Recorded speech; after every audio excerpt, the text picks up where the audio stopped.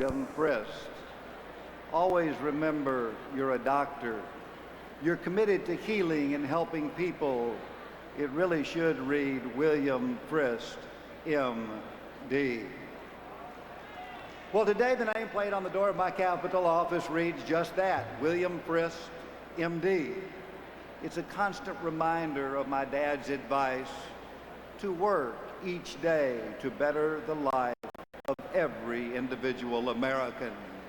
And that, my friends, is what President George W. Bush has done, particularly when it comes to health care. He has won some huge victories to make health care cost less and be there when you need it. So let's talk about what that means for Americans and what health care in America can become. Health care is the lifeblood of our future, and it touches every life. Our grandparents, our parents, our children, you. And when you need it, you want it to be reliable. You want it to be affordable and lifelong. You want it to reflect the dignity and the value of those you love. And you want it to be the best. Let me remind you, in 2000, before someone borrowed his line, George Bush promised that help is on the way. Tonight, America can take comfort that help is here.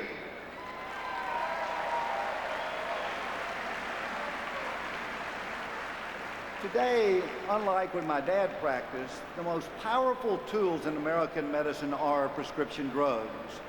These medicines help so many get out of bed, pick up their grandchild, walk to the store, and find joy in each day. Yet these miracle medicines were denied by Medicare. Well, George Bush has righted that wrong. Thanks to his leadership, over 40 million seniors and individuals with disabilities will soon have access to prescription drugs. What's more, prescription drug coverage is the centerpiece of even something bigger. The first real reform of Medicare since its creation. Among the improvements we made are new screenings for heart disease, for diabetes, and for cancer. A first ever welcome to Medicare physical exam. And right now, thanks to the President's action, this Medicare prescription drug discount card is providing 4 million seniors with immediate relief from the high cost of their medicines. Now, some of our opponents don't want senators or seniors to get this card. They don't want seniors to know that our party cut the cost of their medicines. They'd rather play politics than help patients. Don't listen to them. You can get this prescription drug card today, and it's simple. Just call 1-800-MEDICARE. Tell them you want your card. Tell them Dr. Frist prescribed it.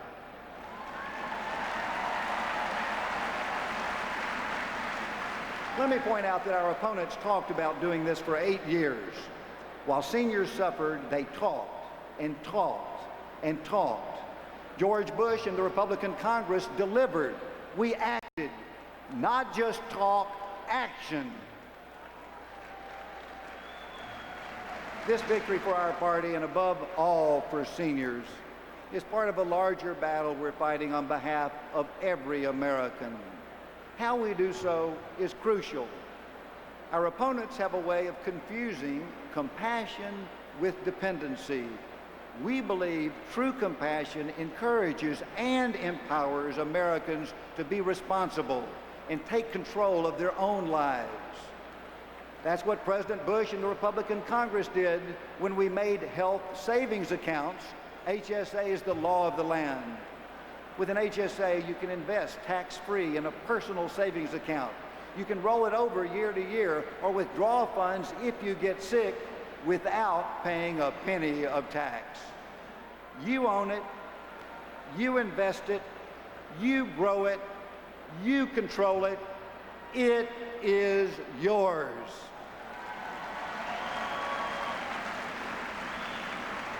So here's the choice. Do we grow the bureaucracy and gouge you with higher taxes, as Mr. Kerry will do? Or do we let the American people grow their own HSAs and own their health care as George Bush wants to do? We've made our choice, but I'll tell you what Senator Kerry's prescription will be. Take a handful of tax increases and don't call me in the morning. President Bush wouldn't stop with HSAs. Health insurance costs too much. People need help. President Bush is working for tax credits of up to $1,000 for individuals and $3,000 for families to help the uninsured purchase their own health insurance. And as for small businesses, they're burdened, often crushed by health care costs. So what we want to help do is band them together to provide affordable health care for their employees and their families. Another reason health care costs too much is our abused medical liability system. The culprits are the personal injury trial lawyers. And we oppose those predators. We must stop them from twisting American medicine into a litigation lottery where they hit the jackpot and every patient ends up paying. Let me share a story with you. 2 years ago on a family vacation in Florida, I came across a horrendous car accident as my sons and I drove along Alligator Alley. The accident had just happened. I rushed forward, as any doctor would do, to help 4 people thrown from their car and 2 people trapped inside. Tragically, 3 children died. But their parents, who were critically injured, and another relative did survive. The next morning, I went to the hospital to check on the family. The 2 trauma surgeons who had cared for them pulled me aside, and they said, "Dr. Frist, we may have to leave this hospital, maybe the state, maybe even what we love to do. We just can't afford our liability insurance, and it keeps going up." Today, I checked in with the hospital's chief of staff, Dr. Kaleri. He said the situation has worsened. Though he has never been sued, his liability insurance has doubled. He couldn't afford it and had to drop it. Dr. Kaleri's father and grandfather were both physicians, but he doesn't want his 11 and 12-year-old boys to go into medicine because everything he has worked for, his savings, his family, his livelihood is now at risk. And so are the people of Southern Florida. That hospital has the only level 1 trauma center in the region. What if it closes? This is unacceptable. Because in medicine, seconds often mean the difference between life and death. Let's be clear. You can no longer be pro-patient and pro-trial lawyer. John Kerry has made his choice. He put a trial lawyer on his ticket. By his votes and by his actions, he is the Dr. No of tort reform in America. President Bush is fighting this good fight, and in the Senate, where reform has been blocked, we will fight too. We will come back again and again and again until doctors, patients, and the American people win. Before I close, I'd like to touch briefly on stem cell research. Scientists work on 2 basic types of stem cell research. One is adult, with cells taken, for example, from bone marrow or cartilage. Another uses cells taken from human embryos. Adult stem cell research has already led to cures, and both fields hold promise. But contrary to the claims of some, embryonic stem cell research is still at a very early stage. John Kerry claims that the president has put a sweeping ban on stem cell research. I challenge Mr. Kerry tonight. What ban? Shame on you, Mr. Kerry. Under the president's policy, the federal government is funding both types of stem cell research, and at record levels. And the private sector remains free to fund and pursue any type of stem cell research. The president also has said that we should conduct this research with the highest moral and ethical standards. An embryo is biologically human. It deserves moral respect.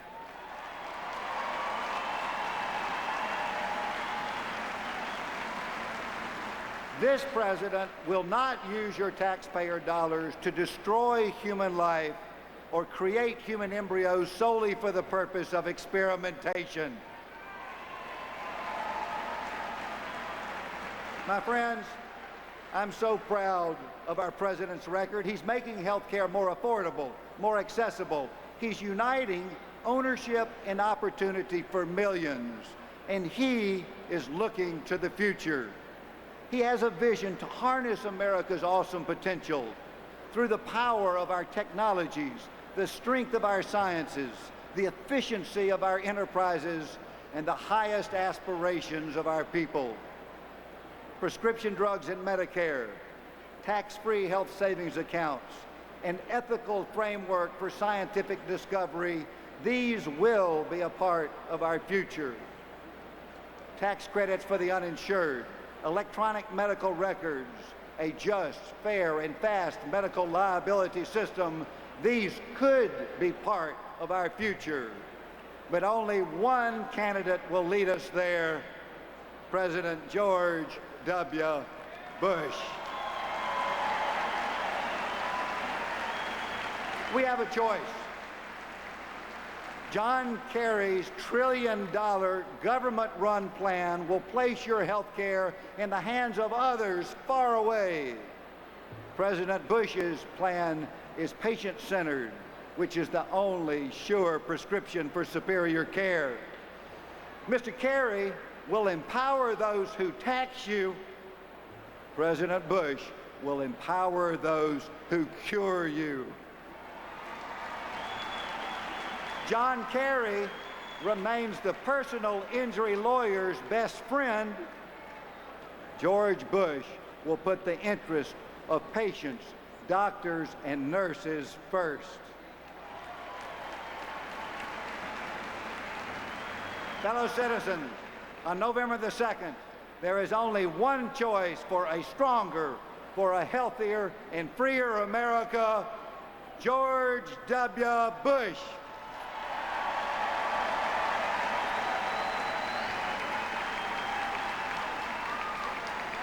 Senator Bill Frist, the Senate Majority Leader, heart surgeon from Tennessee. Let's go now to Gwen Ifill, who has more on the Republican Party, and the subject of Senator Frist's speech tonight, of course, was health issues. Gwen? Thanks, Jim. And when it comes to the issue of health care, Republicans and Democrats agree that the primary concern is cost. For some Republican-style solutions, I'm joined by New Hampshire Governor Craig Benson and Ohio Secretary of State Ken Blackwell. You gentlemen are both from battleground states this year. Everyone is coming to visit. Everyone is telling you they have the solutions. How big a deal, Governor, is health care as one of those issues in your state this year? We have the healthiest state in the country, and yet health care costs continue to be a drag on everything from our economy to the small businesses we have in the state, and we do need some solutions to help fix it. When you say healthcare costs, what do you mean? When you say what's driving those costs? Well, the cost of insurance is the thing most people see, and that is the thing that continues to escalate. And so a lot of the president's plans are very, very apropos as far as being able to tackle this problem. It's no one silver bullet that's going to fix the whole thing, But he's bringing to the table a number of different ideas as we're doing some of the same things in New Hampshire to help see if we can mitigate some of these costs. We'll talk about some of those ideas in a minute, but Ken Blackwell, you tell me about Ohio. How big a deal is health care as a campaign issue this year? I think it's a big deal. It ranks right under national security and job creation in our state. And I think the president is talking about two things that are of importance. For those who don't have access to affordable health care, he's talking about expanding community-based health clinics. And I think that's important. He's expanded it to about 3 million people under his first term, and he has plans to expand it to about 6 million if he's elected by the people to a second term. But the other thing that Senator Fritz hit on that I think it's important because it's a driver in health care costs is the need for medical liability reform. What's happening now is that the cost of liability insurance for doctors, particularly physicians in specialty areas, are skyrocketing through the roof, and as a consequence, what we are seeing is an exodus of physicians in Ohio. If we don't turn that situation around, mothers who need care for their infants are going to be put at a disadvantage. Women who need care will be put at a disadvantage. So we must, in fact, look at medical liability reform, or we won't be able to contain costs. Governor Benson, what's driving the train when it comes to medical liability? Are we talking about the lawsuits which are driving the costs up, or is it the healthcare costs are driving lawsuits? Well, I think it's the lawsuits that are driving the whole thing, and it's causing doctors to have to get insurance, which continues to go through the roof. Many doctors now are working for the insurance companies instead of for themselves or for their patients, and that is really a huge tax on the overall healthcare system. But more than that, it's a tax on the doctors themselves as they struggle for those insurance costs. They're not able to pay their other costs, and some of them are thinking of leaving the practice altogether, which is a terrible crime. What about the growing number of uninsured? Does the president have a plan to cope with that? Obviously, we see new numbers come out all the time showing that number is the tens of millions. What in the president's plan would address that issue? Well, again, I want to talk to the expansion of community-based health clinics that would, in fact, make health care more accessible to the uninsured. If there are 45 million uninsured, how many are you talking about in this community clinics who will be affected? As I indicated, what he wanted to do in his second term is expand it to 6 million. But that's only one leg of what the president wants to do. He's talking about also a tax credit for those who have lost their health insurance packages due to international trade and manufacturing jobs leaving the state. That will, in fact, help to make it more affordable for those who right now are without insurance. So he has a multifaceted program that begins to cut down that number from a 45 million uninsured to a much, much smaller number. Governor, you mentioned earlier that New Hampshire has taken some steps on its own. Is that because, first of all, I'm curious about what those are, but is that because the federal government has not been stepping up to the plate? Well, no, I think the states have a role in this too. We have a role in liability reform. We have a role in allowing businesses to pool, which is one of the president's ideas too, to be able to join together so they can buy more effectively, more efficiently, and in a more cost-effective manner. We're also working on prescription drugs. I know in the Medicare arena, the president's already provided the discount cards. It's going to be expanded in 2006. But in the state of New Hampshire, we're pooling with other states to be able to buy drugs more effectively for our Medicaid patients. We're also importing drugs from Canada, and now we're going to look at the United Kingdom as well, because cost of prescription drugs is a big driver in healthcare. Let's talk about that importation plan. That's not something that this administration necessarily endorses. Well, you know, the fact of the matter is our drug costs are 2 to 3 times what they are in any other country in the world, and I have to tell you, as governor of the state of New Hampshire, my job is to protect those that can't protect themselves and allow them to be able to purchase pharmaceuticals at the most reasonable cost, so they're not choosing between food and heating their home and taking their drugs. And in many cases, that is what the choices are. President Bush's Department of Health and Human Services, Ken Blackwell, does not endorse that plan, and several states are doing what New Hampshire is doing. I think the governor is right. States have some things within their capabilities to do. For instance, we really need to reform in Ohio our Medicaid system. Right now, we don't reimburse for assisted living care. And so we force more and more people into much more expensive nursing home care when, one, they prefer not to be there, and two, is much more efficient. And that should be a state responsibility or a federal responsibility? It should be a state responsibility to reform our laws to get more efficiency out of our federal Medicaid dollars. And so there are things that states can do to more efficiently use the dollars that are available to them to make sure that is a reasonable and affordable care available to the injured and elderly and the poor. And how does the president make it clear at a convention speech like he's going to be giving here later this week that he cares about these issues, that that the federal government does have a role? I was just up in New Hampshire on Monday and spoke to about 2,000 people. I was there, and a huge portion of his speech was about healthcare costs, the drivers. A lot of what Senator Frist talked about were things that the president said when he was in New Hampshire. So I'm sure that a good portion of his speech on Thursday is going to deal with healthcare, its costs, the attendant problems, and making sure physicians stay in the practice, not working for insurance companies. From New Hampshire, Governor Craig Benson. From Ohio, Secretary of State Ken Blackwell. Thank you both very much. Back to you, Jim. Thank you very much, Gwen. We're going to take a short break now. We'll be back with our live coverage at the 2004 Republican National Convention in just a moment.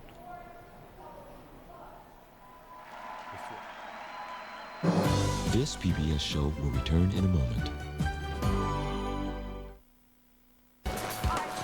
Get ready to take off with a new season of Monarch of the Glen, beginning September 11th on Wisconsin Public Television.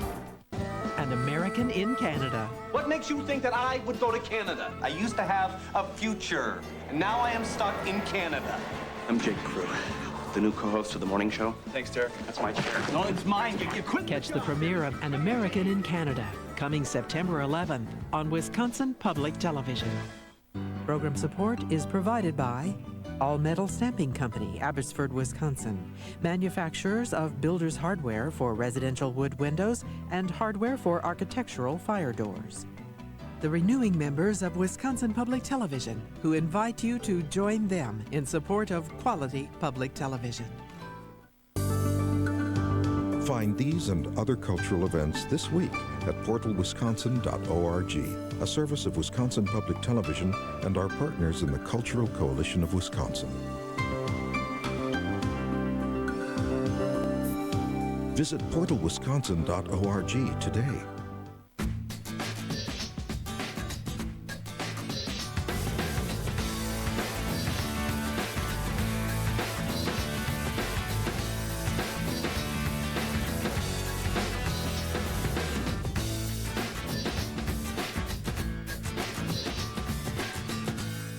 In today's world, you need the news you can trust as soon as you can get it.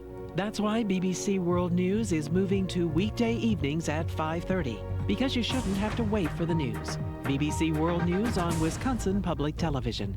Weekday evenings at 5:30, starting Monday. Wisconsin Public Television is a service of the Educational Communications Board and University of Wisconsin Extension.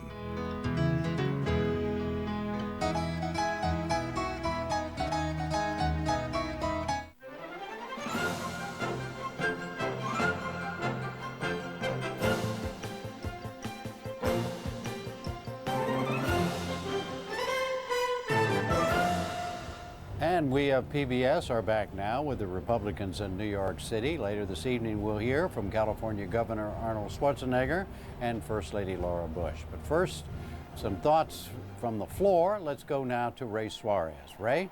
Jim, I'm joined now by the former governor of California, Pete Wilson. Governor, welcome. How's Arnold Schwarzenegger doing as someone who knows what it's like to transition into that job, but from a career in public service? How's this novice doing? He's doing very well, and I am grateful that he is as quick a study as he is, because it is not easy, even if you've had a lifetime of experience to come into it. There are always new questions, new issues, but I think if you've got a fairly well-grounded philosophy, a clear idea of what you want to do with the office, you can handle it. I can think of another actor who came to that role with no prior experience, certainly not in government at least, Ronald Reagan, and they have some very interesting similarities. As an immigrant, as someone who speaks with a very identifiable accent, does he give the Republican Party some new possibilities in California, which is so heavily an immigrant state? Well, I think he does. I think that you are absolutely right in that assessment. I think, though, that it goes beyond the borders of California. Tonight, you're going to hear a speech that will be, I think, a very personal testament as to his belief in his remarkable good fortune in being an American. And I think it will be compelling precisely because he did not have the good fortune by accident of birth to be born an American. He had to struggle to come here, as have so many others. As a result, this country is a much more diverse, wider, stronger, richer nation. I think that's a story that really it's not only personal to him, but it's really symbolic of what this country stands for. Admittedly, he has perhaps unique gifts and talents, perhaps even unique drive. But it does say what can happen to a penniless immigrant who comes to this country almost unable to speak the language, who really works very hard and is very competitive, and now is in a position to give something back. Governor Pete Wilson of California, thanks. Good to talk to you. Thank you, Ray. Good to see you. Back to you, Jim. Yes, thank you, Ray. David Brooks, Mark Shields. Pete Wilson, Mark, was an infantry officer in the Marine Corps, young man, ran for and was elected mayor of San Diego, then went on to become a United States senator, went back from California, went back and became the governor, ran for president, and then it didn't work. Well, a couple of things that were fascinating about Pete Wilson. He was an assemblyman from San Diego before he was elected to be mayor of that city, where he was enormously popular, Jim. In 1982, he was elected to the United States Senate. He defeated Jerry Brown, the Democratic governor who was just completing his second term. In the Senate, Pete Wilson, you may recall, was brought in the Senate on a gurney after midnight one night, when the Republicans in the Senate, in a courageous action, and one they've never returned to, and neither party has, voted to impose a one-year freeze COLA on the cost of living increase in Social Security. It was part of the deficit reduction because the deficit was. Didn't he have back surgery? He did. Yeah, it was and back he was brought in from Walter Reed Hospital, and he voted to break the tie. And you're right, he did go back as governor.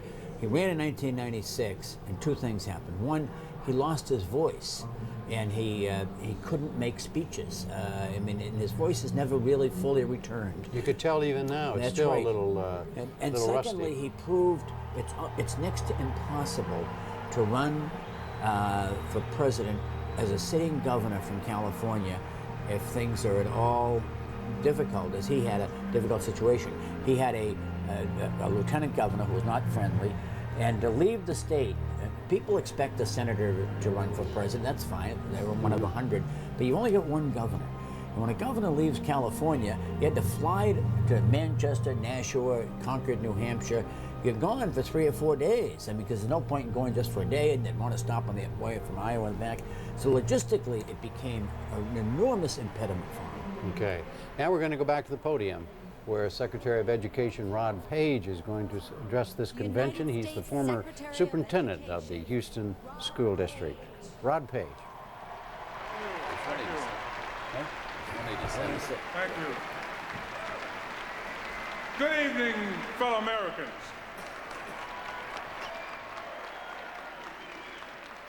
We live in a great country,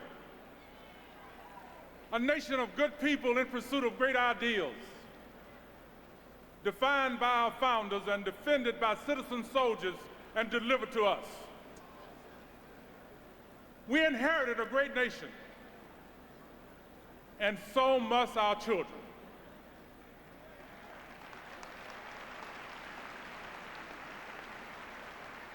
Whatever the size of our armed forces or economy, no nation can sustain its greatness unless it educates all of its citizens, not just some of it.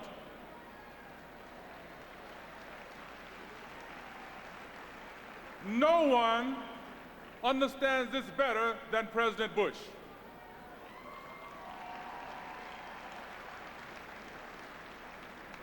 He's always had a compassionate vision for education. Students challenged by high standards, teachers armed with proper resources, parents empowered with information and choices, and young adults with meaningful diplomas in their hands not despair in their heart. He saw many schools that shared his vision. They have dedicated teachers and outstanding administrators and involved parents. They're in cities, suburbs, and rural communities. But there was also schools where young minds were left unengaged, good teachers left unsupported, standards left unused. Kids who pass through these schools are robbed of their life's potential, and so are we.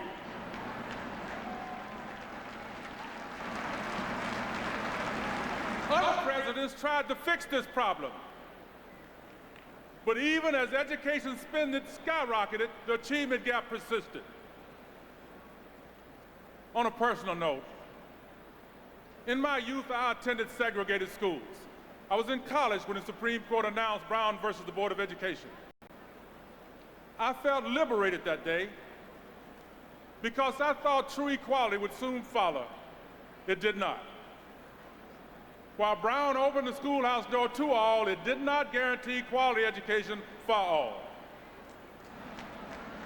President Bush saw this two-tiered system as unacceptable, so he proposed a plan.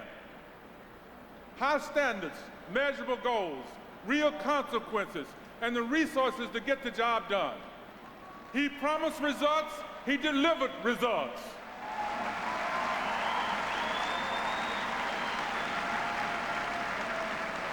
The president's first legislative proposal was the No Child Left Behind Act. This bipartisan law raises the bar for all students, no matter their race or income level. It challenges what the president calls the soft bigotry of low expectations. Its goal is simple. All students read and do math at grade level.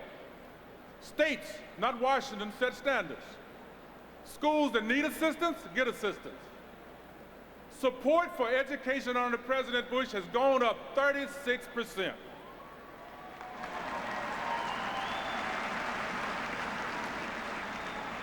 More funds requested for disadvantaged students than during the entire Clinton administration. As Yoga Berry would say, you can check that out. Now schools are held accountable for making real progress. If they don't, parents have real choices, such as after-school homework help or the choice of another school. Ladies and gentlemen, No Child Left Behind is working. All across America, test scores are rising, students are learning, the achievement gap is closing, teachers and principals are beaming with pride. And President Bush also increased Pell Grant funding so 1 million more adults can afford college.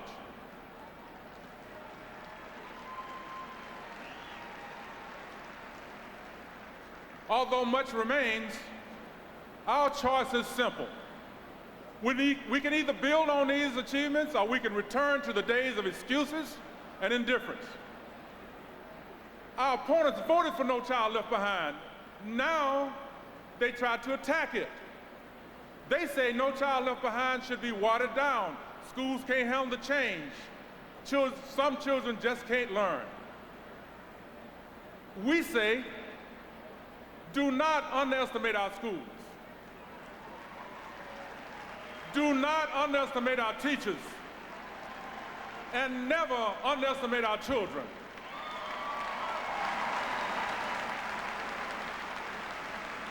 High standards, achievement are on the right track, and we are not going back.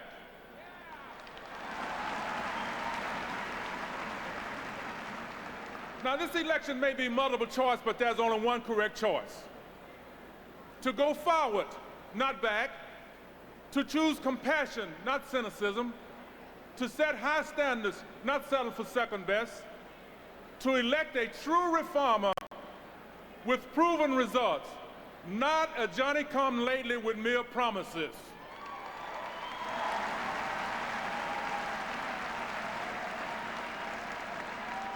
Only one candidate has created an education system worthy of a great nation, President George W. Bush.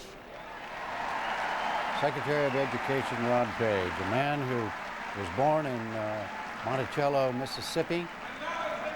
Was a college teacher and a coach. Later, the dean of the College of Education at Texas Southern University. Then went on to become the school superintendent of the Houston schools. Now, some more history from our regular historians and to Margaret Warner. And we are joined again by our trio, Michael Beschloss, Richard Norton-Smith, and Mina Bose. I don't think I've ever seen such an effort to bridge the divide between the two wings of this party. And Mark Shields said an interesting thing earlier to Jim. Richard, he said, the problem is that the definition of moderate Republican has come down, between moderate and conservatives, come down to just one issue, abortion. And my question to you is, where have the divides been historically, though? I mean, they used to be much broader than that. I think they are much broader. I would take issue with Mark, but let's go back to the beginning. 1912, Teddy Roosevelt versus William Howard Taft. There was a very contentious convention in Chicago. Taft wins the nomination. TR storms out. He forms a third party, the Progressive Party, the Bull Moose Party, and that split, to some degree, has defined much of Republican history ever since. Was it urban versus rural then? What a lot of it was regional, but in a way it was not so much urban versus rural as Wall Street versus Main Street. For instance, many Republicans saw all these Republican nominees like Thomas Dewey, who was a Wall Street lawyer for a lot of his life, Wendell Willkie, who was a utilities executive, all these candidates coming out of New York City. People in the Southwest got irritated by this. They wanted to move the power center that way, and so they did. So the regional was connected to the economic power. When did the cultural, what we consider the social issues, become so important as a dividing line? Margaret, I would say that really starts in the 60s and the 70s, and largely in response to Supreme Court decisions on school prayer, on abortion, actually on education. If we go back to 1954, what Secretary Page just mentioned, Brown v. Board of Education. And I think those are the issues have polarized the Republican Party as they respond to decisions that the courts have made. And you said, explain why you disagree with Mark. Well, I think the environment is one issue. Fiscal responsibility is another issue. Gay rights. You heard from Patrick Guerrero earlier this evening. Of the log cabin Republicans. Exactly, head of the log cabin Republicans. And in fact, within conservatism, there are various strains. Libertarian conservatives who are much more supportive of the notion of some form of formalizing gay unions. In 1964, at that convention, Barry Goldwater was one of 6 Republicans who voted against the '64 Civil Rights Act. And there are a lot of Republicans who believe ever since they've never been able to recover among the black vote. And the other thing is religion. You know, the great patron saint of American conservatism, Barry Goldwater, was nominally an Episcopalian, although his father was Jewish. He wasn't very religious, and he thought that religion actually should not be in politics. How things changed within about 16 years. 1976, many religious conservatives came into politics in a big way to support Jimmy Carter, who was, a very strong believing Baptist. Since 1980, religion, and particularly Christian conservatism, has been a big part of this party in a way that it had not been in history. And we're certainly seeing that on display tonight. Absolutely. And what's interesting is that we're seeing both the issues about religion and school prayer and so forth, but then we're also seeing issues like money for AIDS research and health care. And these are questions of degree rather than position. But definitely some conflicting images. Back to you, Jim. Thank you, Margaret. And the next issue that is going to come from the podium is going to be that of civil rights. It's going to be raised by the Lieutenant Governor of Maryland, Michael Steele. He's the deputy permanent chair of this convention. He's the first African American ever elected to statewide office in Maryland. He is, in the year 2000, he was elected chairman of the Republican Party of Maryland. He's on the Board of Visitors of the U.S. Naval Academy. And it is another, what the historians were talking about, David. I mean, all these issues that are normally, well, here he comes now. We'll come back to you in a moment, David. Here is Michael Steele, the Lieutenant Governor of Maryland, to talk about civil rights, the Civil Rights Anniversary.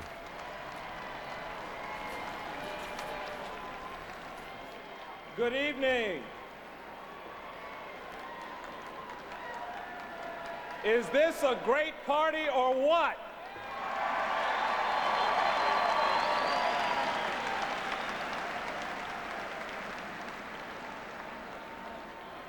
Now,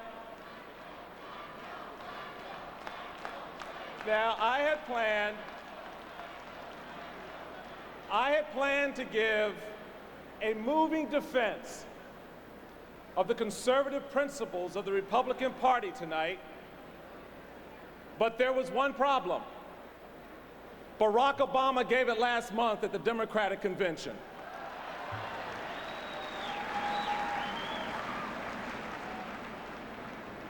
I am the first African American ever elected to a statewide office in the great state of Maryland.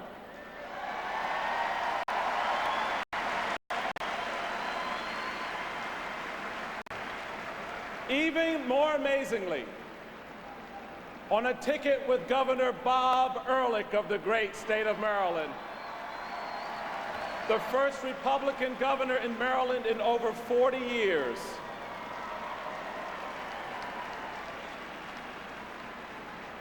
I became the first Republican lieutenant governor of my state. Together, Governor Ehrlich and I made history. I am proof that the blessings of liberty are within reach of every American. We have come an incredibly long way since the first Republican president, Abraham Lincoln, signed the Emancipation Proclamation. And we have come a long way since another Republican president, Dwight Eisenhower, sent the National Guard into Little Rock to open the school doors to black and white children alike.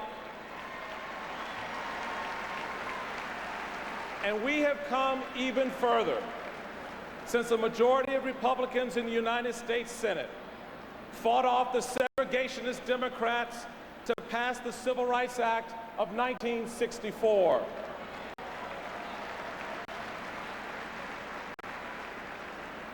My journey to this moment has been inspired by men and women who remain forever vigilant in their pursuit of equality and opportunity.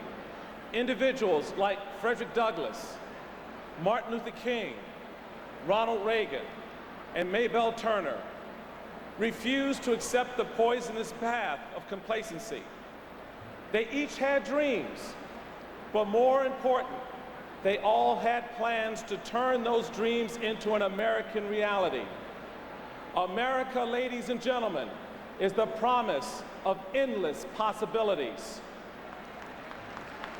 America, my friends, remains that place Ronald Reagan called a shining city on a hill.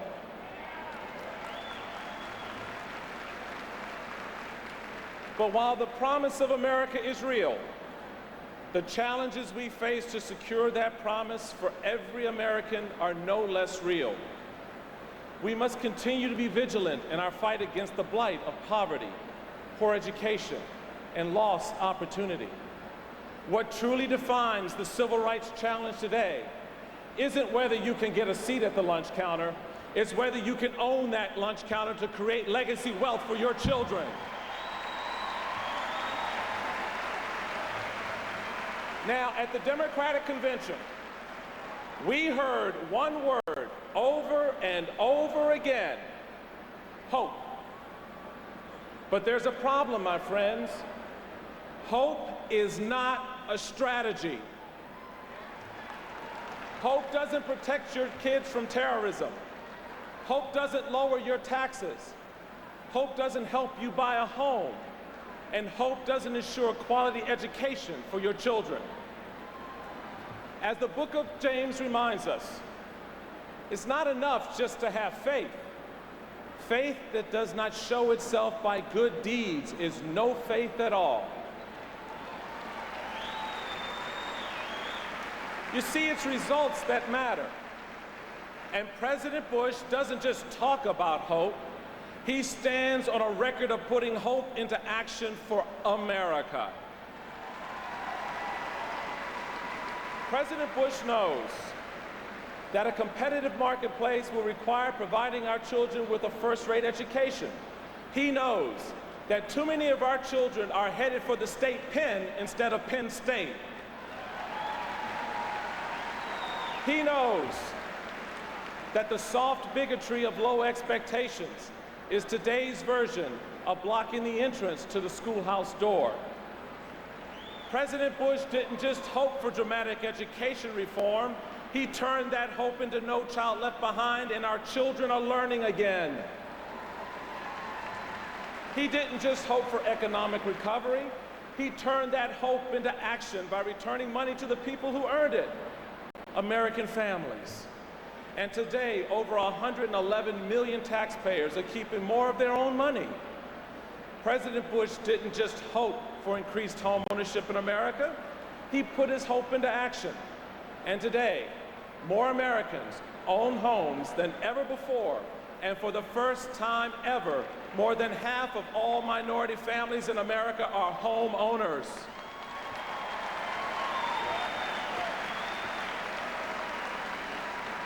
Now, I'm like so many of you, a 20th century parent trying to raise 21st century kids.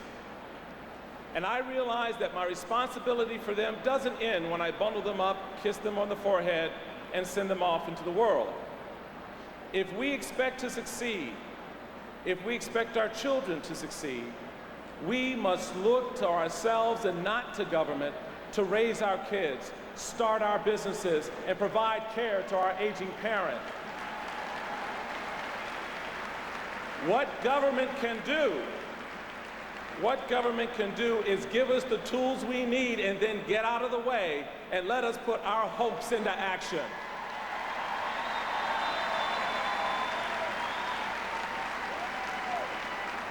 But this requires strong leadership. Now, Senator Kerry's leadership is best illustrated by the senator himself when he said, I actually voted for the $87 billion before I voted against it. He also said recently that he doesn't want to use the word war to describe our efforts to fight terrorism. Well, ladies and gentlemen, I don't want to use the words commander-in-chief to describe John Kerry.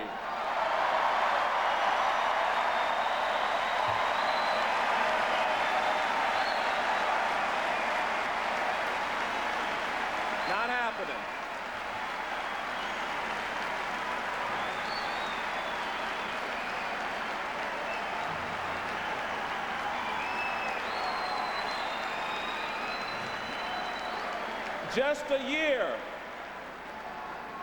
Just a year after the first attack on the World Trade Center, most Senate Republicans and Senate Democrats rejected an amendment to slash intelligence budget by $6 billion. But not John Kerry. It was his amendment. Most Senate Republicans and Senate Democrats voted to give our combat troops in Iraq and Afghanistan the funding necessary for things like body armor. But not John Kerry. When Vice President Gore urged the Senate to reinvent government and reduce the federal workforce, most Republicans and Democrats voted for it, you guessed it, but not John Kerry. Republicans and Democrats in the Senate voted to reform the product liability system that was making trial lawyers rich while playgrounds and small businesses were closed. But not John Kerry. Most senators in both parties voted to protect the institution of marriage through the Defense of Marriage Act, signed into law by President Bill Clinton. But not John Kerry. All right, enough about him.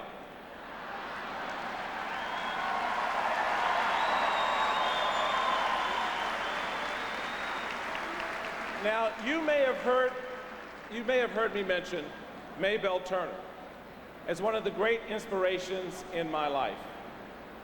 Maybelle is just one of many faces in America who struggled to raise a family and believed that she could offer something more for her children. She grew up the daughter of sharecroppers and had to quit school in the 5th grade to work a farm. She married a man who died of alcoholism. She worked 45 years in a laundromat making minimum wage and still managed to send her kids to parochial school. She never took public assistance because, as she put it, she didn't want the government raising her kids.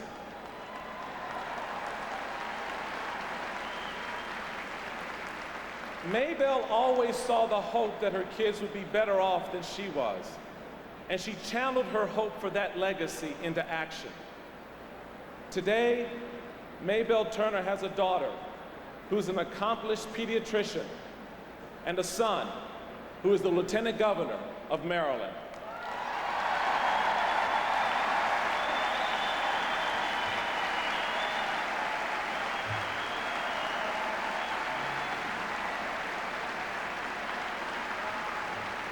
A lifelong Democrat, she once asked me how I could grow up to be such a strong Republican.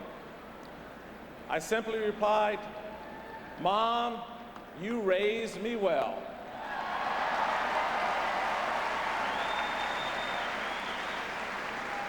You see, Maybelle understood. She raised me to understand and appreciate some of the enduring principles that are important to all of us. You cannot bring about prosperity by discouraging thrift.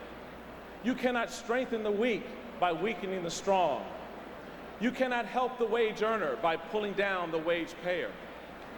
You cannot further the brotherhood of man by encouraging class hatred. You cannot help the poor by destroying the rich. You cannot build character and courage by taking away man's initiative and incentive. And you cannot help men permanently by doing for them what they should do for themselves.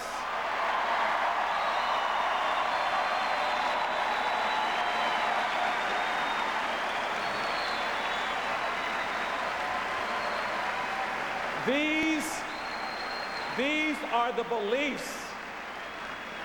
These are the beliefs of our Republican Party. These are the beliefs and the principles that drew me to this party 28 years ago. And today, the standard bearer of these convictions is George W. Bush.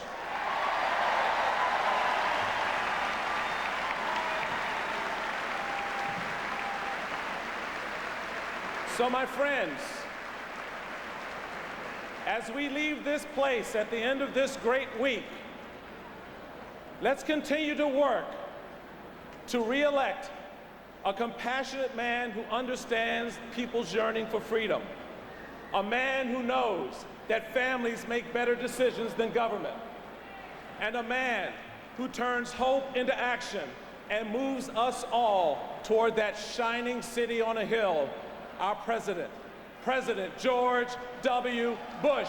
Thank you, and God bless. A model, singer, Michael Steele, the Lieutenant Governor of Maryland. As he said, the first African American ever elected to statewide office in Maryland. David and Mark, of course, this is one of the purposes of these political conventions, is to give an opportunity for the rising stars of the party to have a national platform, and Michael Steele is definitely on that list. He's very highly thought of as one of the young, as you say, rising stars of the Republican Party. He's one of, I think, only 59 elected African-American Republicans in this country. Very intelligent, very idiosyncratic. He's a guy who lists Malcolm X and John Paul II as influences in his life. He's someone who's pro-life, but against the death penalty. An independent thinker, I thought also a very good speaker. I thought this was the best speech of the night so far. Came in, and unlike some of the more senior and polished, or at least more experienced speakers, came in very relaxed. Waved to the crowd, made some gestures, did a little expansion, and then combined in the speech what is the core principle of the Republican Party, the people that can rise through individual initiative and individual responsibility. That's the core belief, but he attacked John Kerry a little, talked about his inspiring personal story a little. I thought quite a good speech, and really justified his position as such a man. What do you think, Mark? Jim, it's part of the whole evening, which is this convention, and in particular this evening, is intended, as you recall, George Bush the Fathers Convention in 1988, a kinder, gentler Republican Party. This is the kinder, gentler George W. Bush Republican Party that's being identified tonight, or being at least unveiled and emphasized by speakers like Rodney Page and Lieutenant Governor Steele. This is intended, Jim, with all candor, to reach swing voters, moderate, suburban, white voters, that the Republican Party is a party that is open, that is inclusive, that they can put forward speakers who are African Americans in positions of prominence and recognition within the party. It's not to win African American votes. Sure. It's not to get anybody from Lieutenant Governor Steele's old neighborhood to vote for George W. Bush. It's to reach to the suburbs of Philadelphia and places like that. Okay, another history lesson now, and let's go to Margaret Warner. Margaret? And we're joined again by our trio of historians, Michael Beschloss, Richard Norton Smith, and Mina Bose. Michael, it has been a long and rather dry road, has it not, for Lieutenant Governor Steele and his ancestors to get to the point with the Republican Party that he would be standing in front of a convention audience like this. Well, early on, of course, the Republicans came into being to be against slavery and save the Union. So, in a way, I think one can say that it would be coming full circle if it did. But, social movements, like some of the ones that we've seen in conventions in the past, that's what a convention was supposed to be for. We're talking about civil rights, for instance. I was thinking back to 1964. Lyndon Johnson came to be crowned nominee in Atlantic City in 1964, and he expected that African Americans would just love him, put him on a throne chair, because he had passed the Civil Rights Act integrating public facilities in this country. He got a rude awakening because black demonstrators and others outside the hall said, this is not enough. We now want voting rights. That's more important to us. They pushed Johnson to do things that otherwise he might not have done. And Richard, picking up on this idea about social movements, Patrick Guerrero said something interesting, the head of the Log Cabin Republicans, to Ray on the floor, and he said, essentially, President Bush and this party are on the wrong side of the gay marriage issue, and that in 4 or 5 years, the public will have just moved beyond where this party is with this platform playing. Historically, is he right? Historically, do parties always bend ultimately to the social movement once public opinion moves that certain way? We don't know if he's right, and it depends on the social movement, but I'll give you an example. The original women's movement. In 1872, Susan B. Anthony returned home on Election Day and said, well, I've gone and done it. I voted the straight Republican ticket. Well, they didn't count her vote.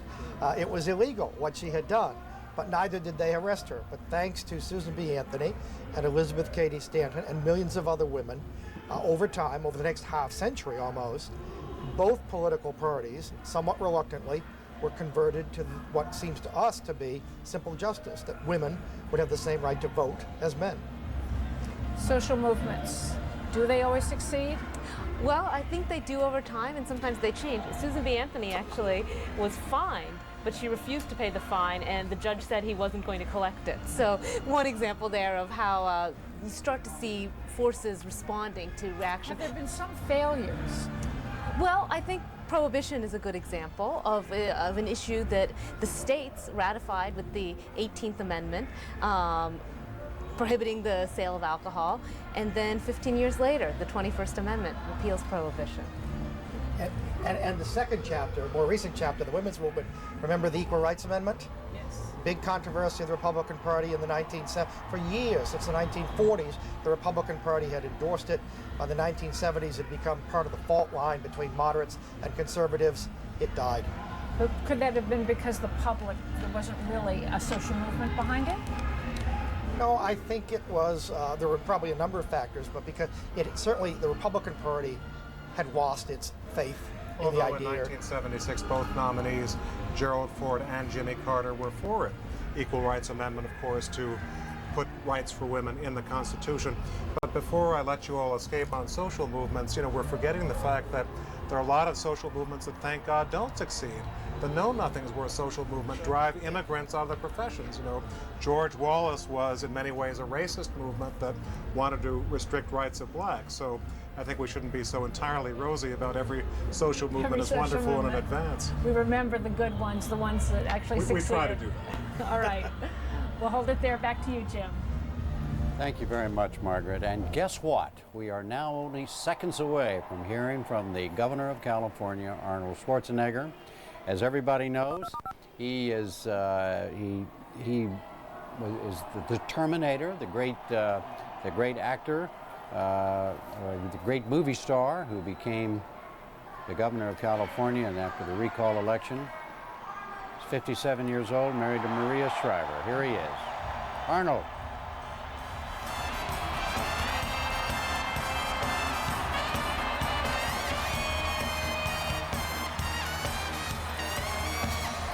Applauding for him.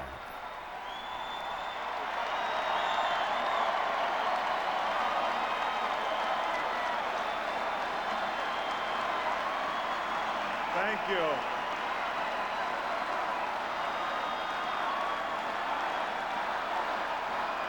That is one of the 4 Schwarzenegger children there with his mother, Maria, and of course on her left was, of course, former President George Bush. There are other Schwarzenegger children.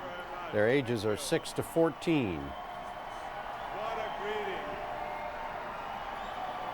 He won the, I don't know if you know this, Mark, but he won the Mr. Universe contest 5 times. David was second that year. I see, I see. Wow. Here we go. This is like winning an Oscar. As if I would know. Speaking of acting, one of my movies was called True Lies. And that's what the Democrats should have called their convention.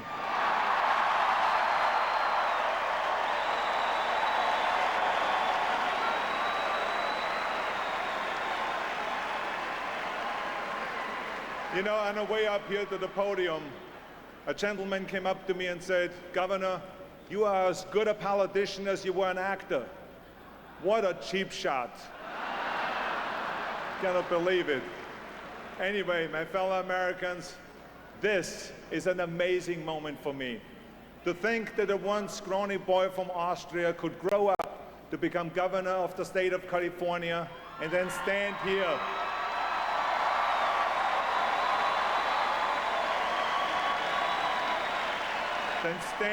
in Madison Square Garden and speak on behalf of the President of the United States.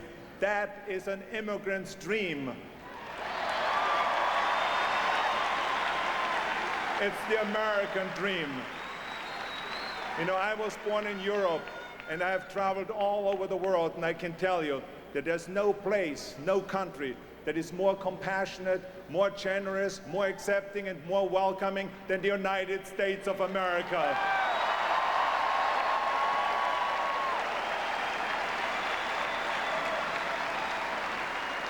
As long as I live, I will never forget the day 21 years ago when I raised my right hand and I took the oath of citizenship. You know how proud I was? I was so proud that I walked around with the American flag around my shoulder all day long.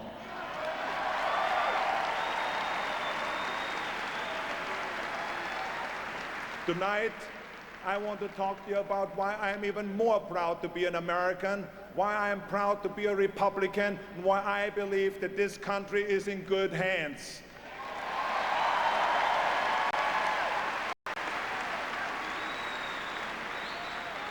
When I was a boy, the Soviets occupied part of Austria.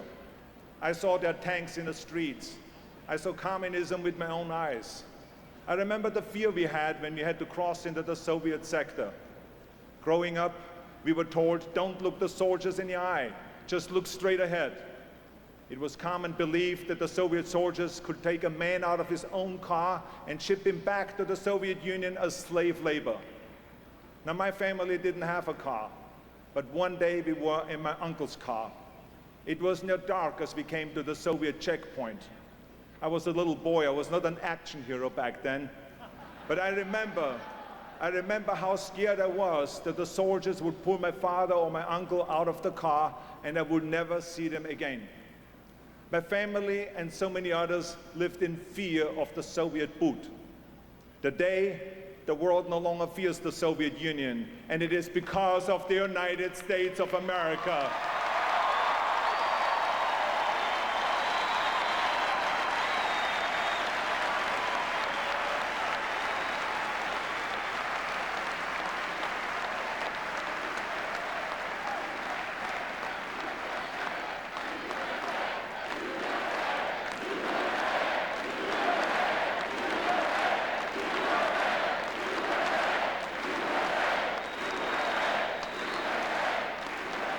As a kid, I saw the socialist country that Austria became after the Soviets left.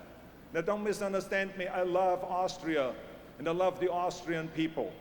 But I always knew that America was the place for me.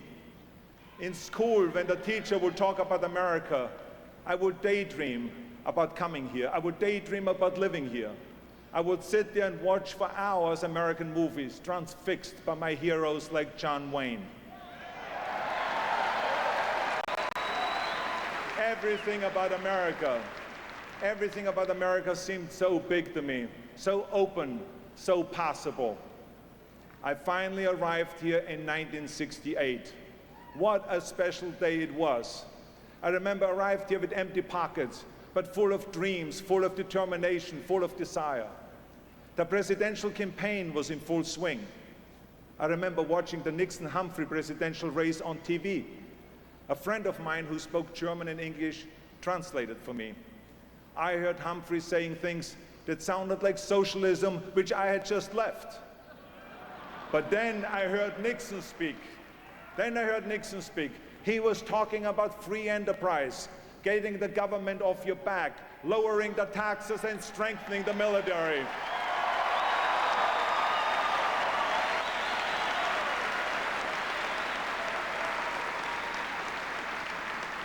Listening to Nixon speak sounded more like a breath of fresh air. I said to my friend, I said, what party is he? My friend said, he's a Republican. I said, then I am a Republican.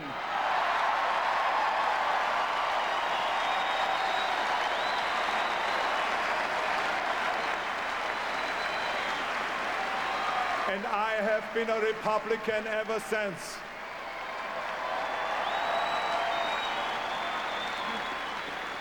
And trust me, in my wife's family, that's no small achievement. But I am proud to be with the party of Abraham Lincoln, the party of Teddy Roosevelt, the party of Ronald Reagan, and the party of George W. Bush.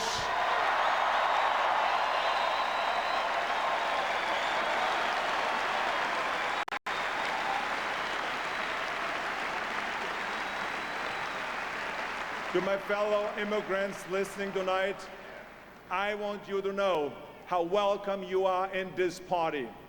We Republicans admire your ambition. We encourage your dreams. We believe in your future. And one thing I learned about America is that if you work hard and if you play by the rules, this country is truly open to you. You can achieve anything.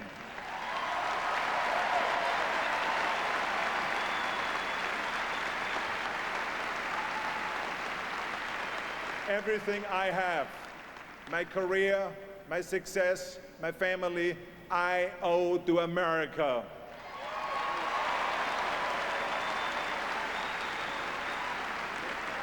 In this country, it doesn't make any difference where you were born. It doesn't make any difference who your parents were. It doesn't make any difference if you're like me and couldn't even speak English until you were in your 20s. America gave me opportunities and my immigrant dreams came true. I want other people to get the same chances I did, the same opportunities, and I believe they can. That's why I believe in this country, that's why I believe in this party, and that's why I believe in this president.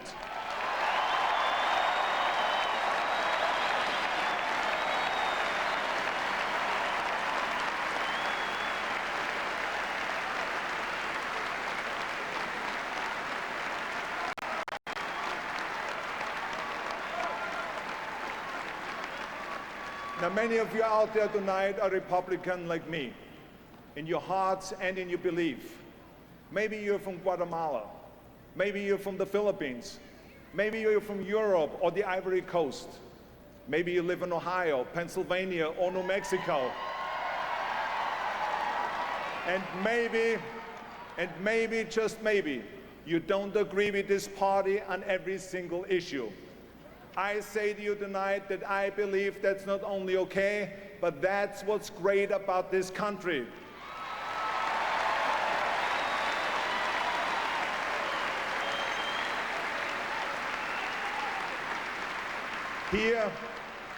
Here we can respectfully disagree and still be patriotic, still be American, and still be good Republicans.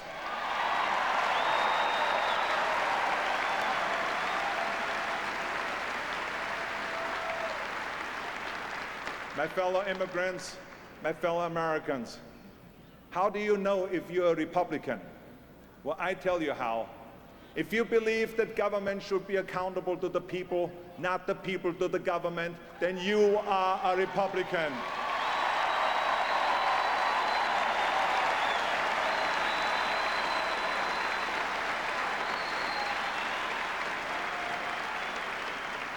If you believe that a person should be treated as an individual, not as a member of an interest group, then you are a Republican.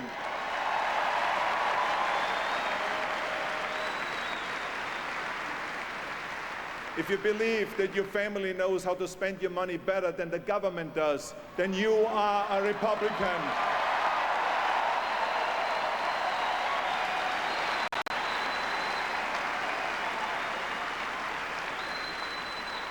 If you believe that our educational system should be held accountable for the progress of our children, then you are a Republican.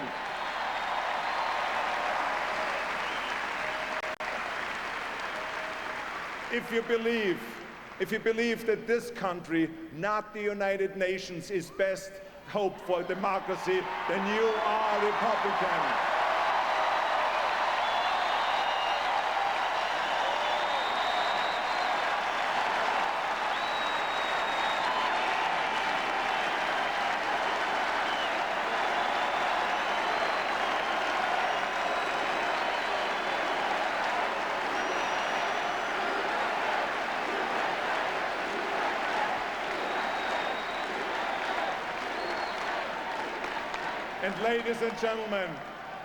And ladies and gentlemen, if you believe that we must be fierce and relentless and terminate terrorism, then you are a Republican.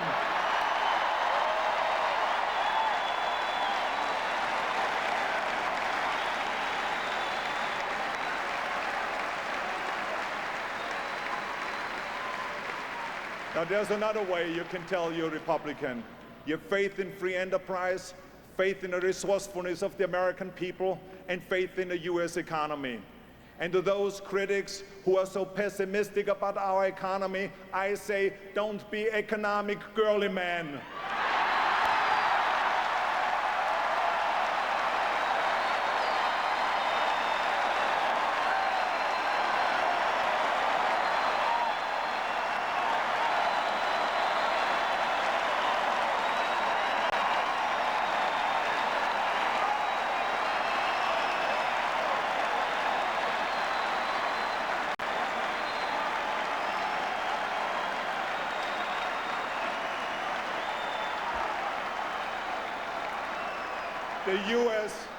The U.S. economy remains the envy of the world.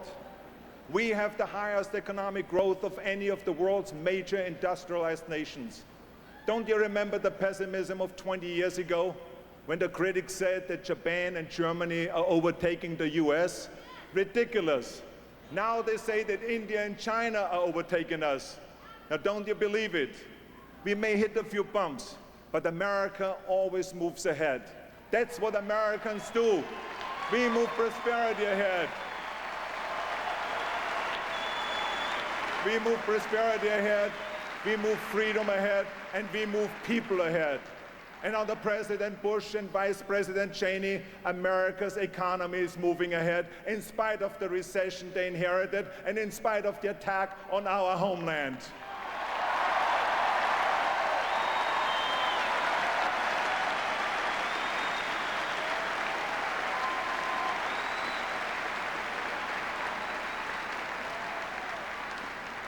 Now the other party says that we are two Americas.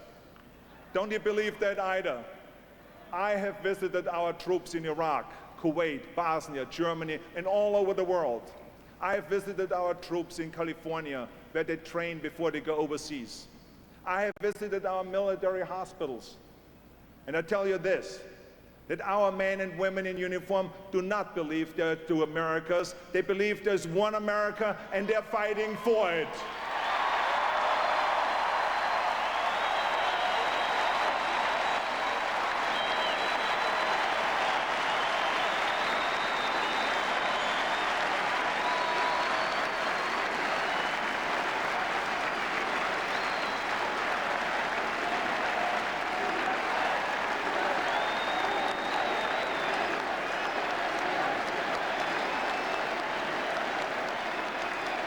We are one America.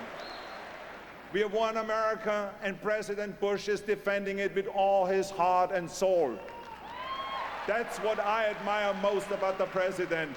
He is a man of perseverance. He is a man of inner strength. He is a leader who doesn't flinch, who doesn't waver, and does not back down.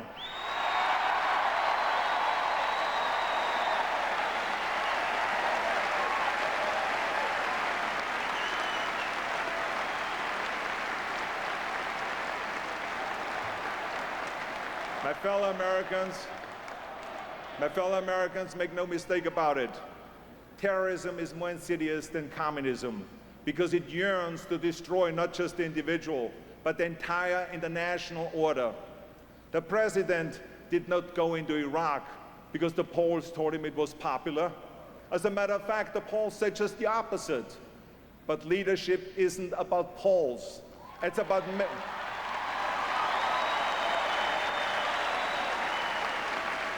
It's about making decisions you think are right and then standing behind those decisions.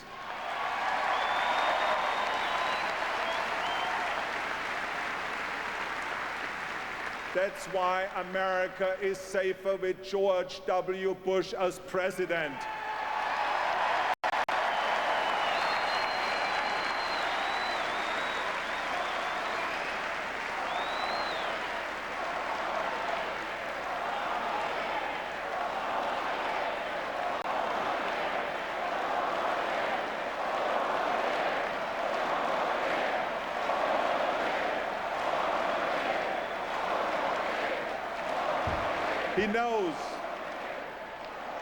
He knows you don't reason with terrorists, you defeat them.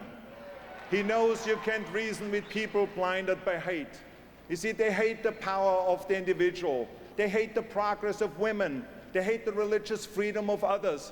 And they hate the liberating breeze of democracy. But ladies and gentlemen, their hate is no match for America's decency.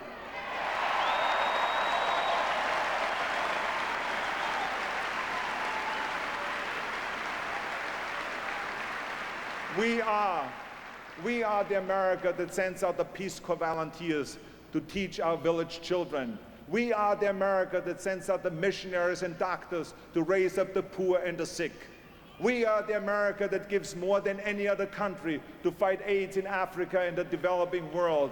And we are the America that fights not for imperialism, but for human rights and democracy.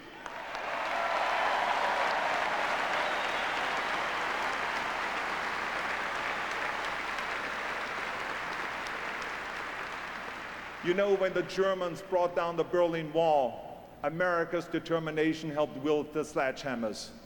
And when the lone young Chinese man stood in front of those tanks in Tiananmen Square, America stood with him. And when Nelson Mandela smiled on election victory after all these years in prison, America celebrated too. We are still the lamp lighting the world, especially those who struggle.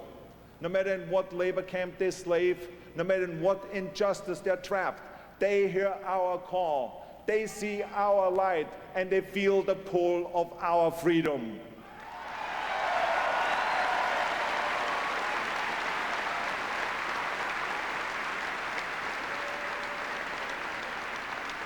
They come here as I did, because they believe. They believe in us. They come because their hearts say to them, as mine did, if only I can get to America. You know, someone once wrote, there are those who say that freedom is nothing but a dream. They are right. It's the American dream.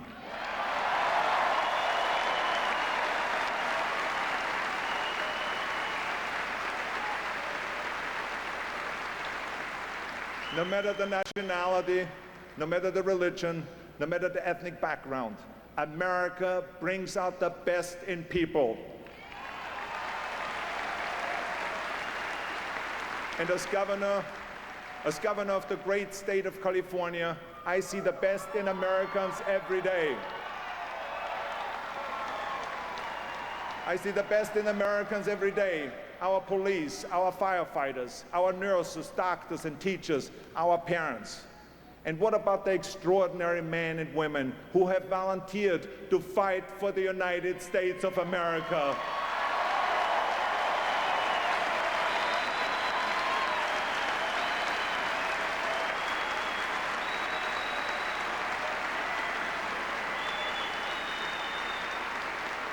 I have such great respect for them and their heroic families. Let me tell you about a sacrifice and the commitment that I have seen firsthand. In one of the military hospitals I visited, I met a young guy who was in bad shape. He lost a leg, he had a hole through his stomach, and his shoulder had been shot through, and the list goes on and on and on. I could tell that there was no way he could ever return to combat. But when I asked him, when do you think you get out of the hospital? He said to me, sir, in 3 weeks. And you know what he said to me then? He said he was going to get a new leg, and then he was going to get some therapy, and then he was going to go back to Iraq and fight alongside his buddies.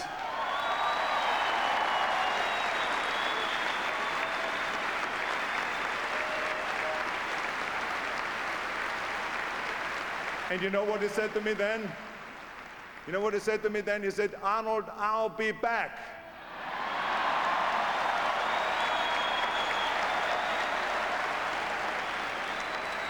Well, ladies and gentlemen, America is back. Back from the attack on our homeland, back from the attack on our economy, and back from the attack on our way of life. We are back because of the perseverance, character, and leadership of the 43rd President of the United States, George W. Bush.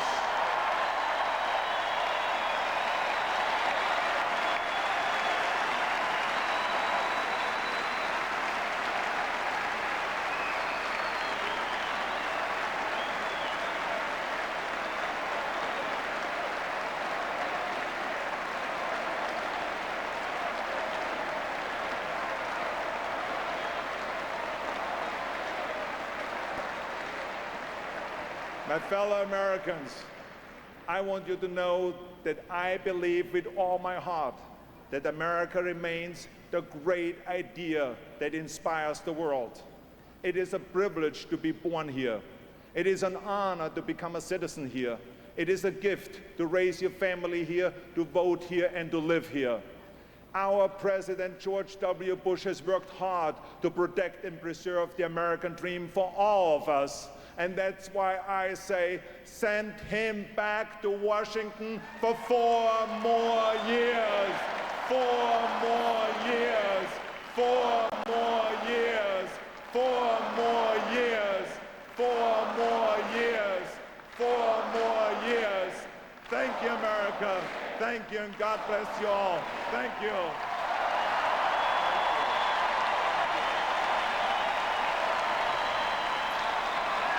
Arnold Schwarzenegger, Governor of California, there, of course, holding an Arnold sign, the father of the current President of the United States, the 41st President of the United States, George Herbert Walker Bush. There, of course, one of Arnold Schwarzenegger and Maria Shriver's sons. David Brooks, Mark Shields. Well, let's let him. We'll watch this reaction there in that presidential box with President Bush, of course, or Vice President Cheney. And there's, of course, Mrs. Bush now talking to Maria Shriver. David, Arnold Schwarzenegger. He lit the place up. It was a great speech. It just had the crowd just exhilarated. Here's the secret to great speech writing, or delivering, which I've learned tonight. Talk about the ideas that motivated the way you've lived your whole life. These are the ideas that motivated Arnold Schwarzenegger as he came to this country, just as Barack Obama did in Boston. And now here are the Bush daughters, Barbara and Jenna, who are now going to introduce their mother, or actually kind of introduce their mother, help their father, who is on a remote in Gettysburg, Pennsylvania. Here we go. It's great to be here. We love Arnold. Isn't he awesome? Thanks to him, if one of us ever decides to marry a Democrat, nobody can complain. Except maybe our grandmother Barbara. And if she doesn't like it, we would definitely hear about it. We already know she doesn't like some of our clothes, our music, or most of the TV shows we watch. Gainey, we love you dearly, but you're just not very hip.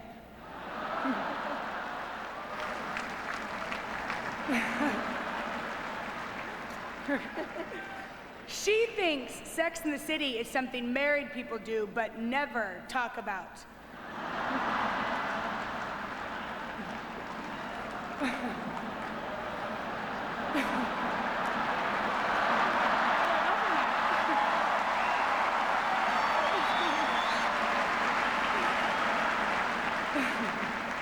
We spent the last 4 years trying to stay out of the spotlight. Sometimes we did a little better job than others. We kept trying to explain to my dad that when we were young and irresponsible, well, we were young and irresponsible. Jenna and I are really not very political, but we love our dad too much to stand back and watch from the sidelines.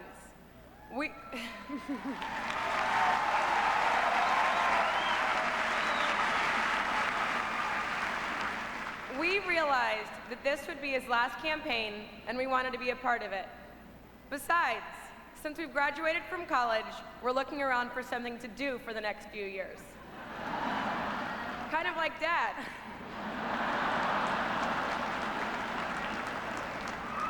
Our parents have always encouraged us to be independent and dream big.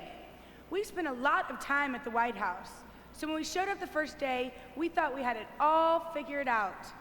But apparently my dad already has a chief of staff named Andy. When your dad's a Republican and you go to Yale, you learn to stand up for yourself.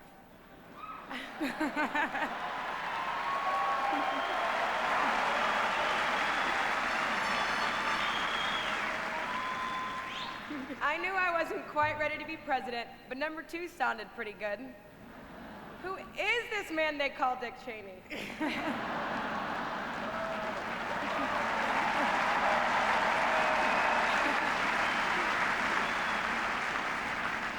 I think I know a lot about campaigns. After all, and my grandfather and my dad have both run for president. So I put myself in charge of strategy.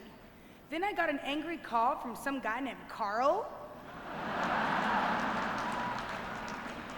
We knew we had something to offer. I mean, we've traveled the world, we've studied abroad. But when we started coming home with foreign policy advice, Dad made us call Condi. Not to be deterred, we thought surely there's a place for strong-willed, opinionated women in communications. And next thing we know, Karen's back.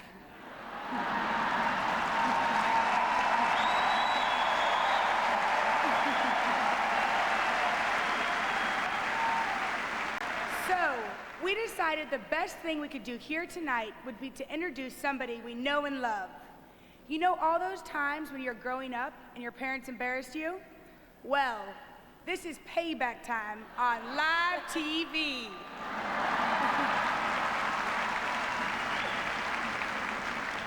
Take this. I know it's hard to believe, but our parents' favorite term of endearment for each other is actually bushy.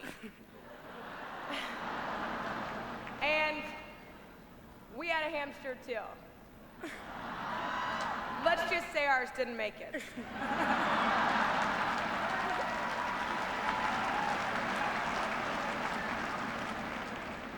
But contrary to what you might read in the papers, our parents are actually pretty cool. They do know the difference between mono and bono. When we tell them we're going to see Outkast, they know it's a band and not a bunch of misfits. And if we really beg them, they'll even shake it like a Polaroid picture.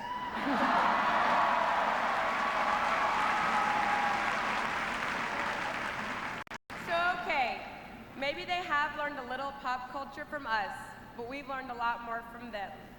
About what matters in life, about unconditional love, about focus and discipline. They taught us the importance of a good sense of humor, of being open-minded and treating everyone with respect. And we learned the true value of honesty and integrity.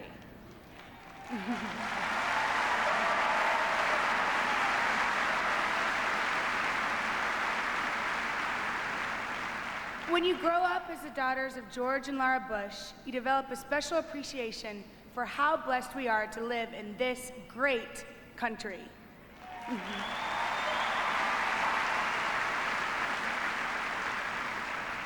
We are so proud to be here tonight to introduce someone who read us bedtime stories, picked up carpool, made us our favorite peanut butter and jelly sandwiches, and cheered for us when we scored a goal, even when it was for the wrong team.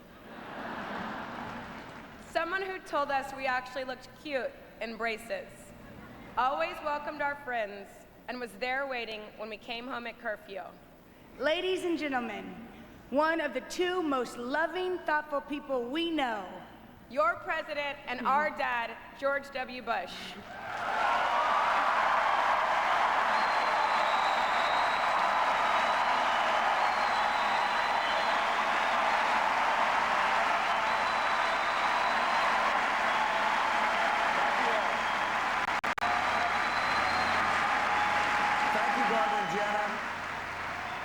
You make me so very proud.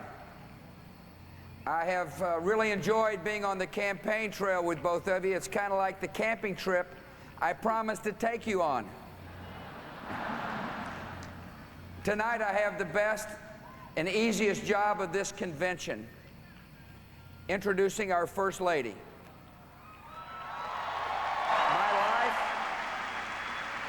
My life has been better every day since that wonderful day Laura Welch said yes to me. At every stage of our journey, Laura has shown the grace and character I fell in love with. She's a wonderful mother who fills our home with love and kindness. She's a teacher who wants every American child to read and discover a broader world of ideas. She's a friend of authors who has brought talented Americans to the attention of the world. She's been a voice of calm and comfort in difficult times. I'm a lucky man to have Laura at my side, and America would be fortunate to have her in the White House for 4 more years. It is my honor. It is my honor to introduce my wife, my partner and the First Lady of the United States, Laura Bush. All right, that's the president. He's speaking there. As you can see, there's a softball game going on behind him. That's at a little baseball diamond in Gettysburg, Pennsylvania. He's been campaigning today in Tennessee, Iowa, and Pennsylvania. And now the First Lady, Laura Bush. Thank you all. Thanks so much. Thanks a lot.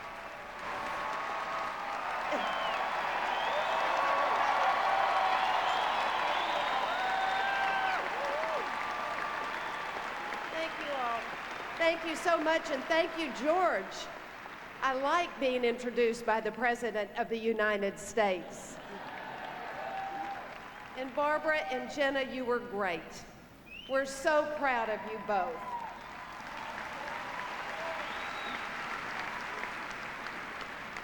I also want to recognize the best father and mother-in-law anyone could ever ask for, President Bush and Barbara Bush.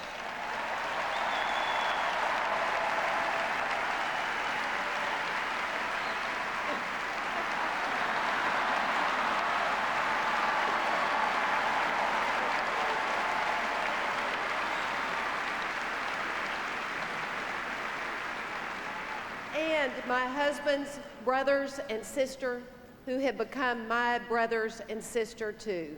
Thank you all. Thanks so much for being here.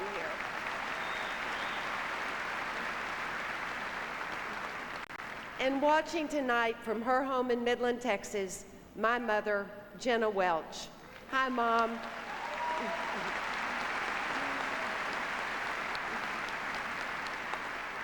And Vice President Cheney and Lynn and all the Cheney family, thank you all so much. Thanks for everything you do. Where are they? Oh, there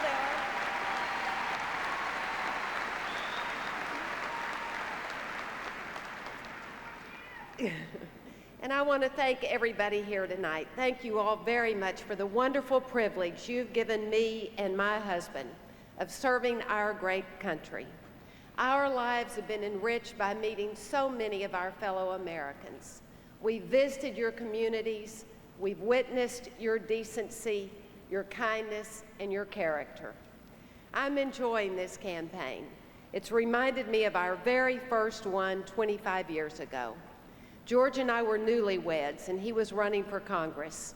Our transportation wasn't quite as fancy back then, an Oldsmobile Cutlass, and George was behind the wheel. Even then, he was always on time, and he knew where he wanted to go.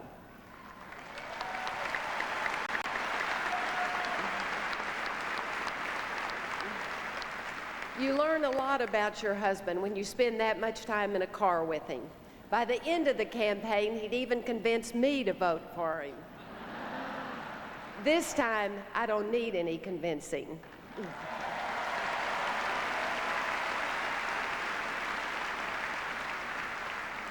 I'm so proud of the way George has led our country with strength and conviction. Tonight, I want to try to answer the question that I believe many people would ask me if we sat down for a cup of coffee or if we ran into each other at the store. You know him better than anyone else. You've seen things no one else has seen. Why do you think we should re-elect your husband as president? As you might imagine, I have a lot to say about that.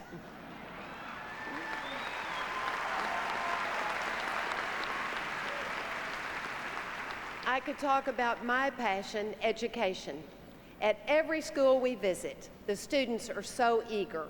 Last fall, the president and I walked into an elementary school in Hawaii, and a little second grader, there's Hawaii, a little second grader came out to welcome us and bellowed, "George Washington." Close, just the wrong George W.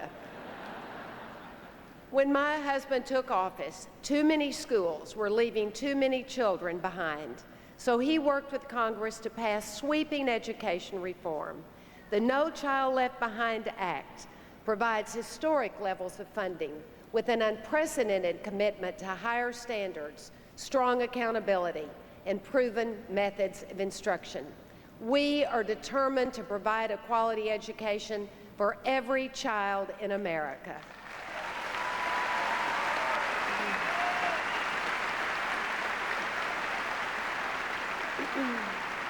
I could talk about the small business owners and entrepreneurs who are now creating most of the new jobs in our country. Women like Carmela Scheifus, the only woman to own a tow truck company in all of Iowa. The president's tax relief helped Carmela buy the business and modernize her fleet and expand her operations. Carmela is living proof of what she told me.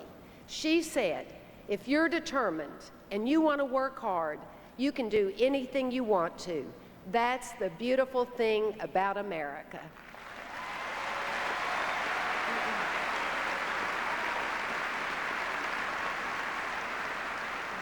I could talk about health care. For years, leaders in both parties said we should provide prescription drug coverage in Medicare. George was able to bring Republicans and Democrats together to get it done.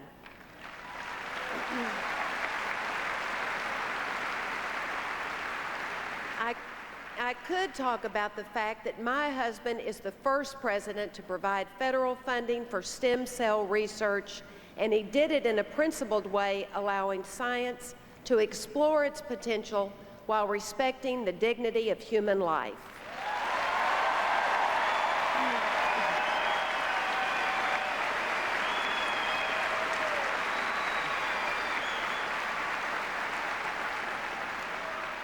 I could talk about the recent record increase in home ownership. Home ownership in America, especially minority home ownership, is at an all-time high.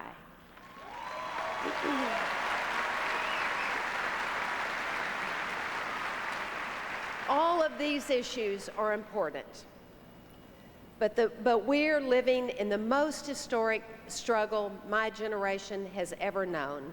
The stakes are so high. So I want to talk about the issue that I believe is most important for my daughters, for all of our families, and for our future. George's work to protect our country and defeat terror so that all children can grow up in a more peaceful world.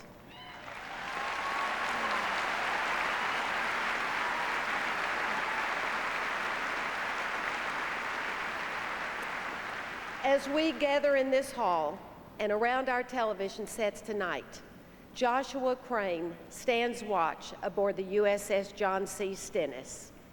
His brothers, Matthew and Nicholas, stand watch near Fallujah. And at home in Colorado, their mother, Cindy,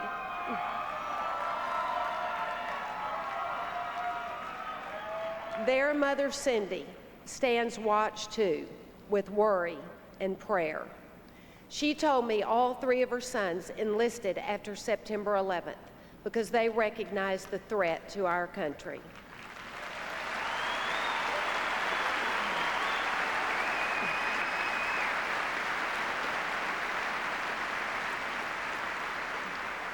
Our nation is grateful to all the men and women of our armed forces who are standing guard on the front lines of freedom.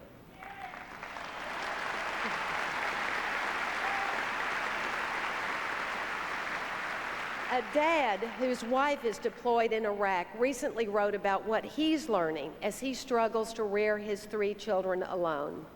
"I've ruined at least 3 loads of laundry," he said.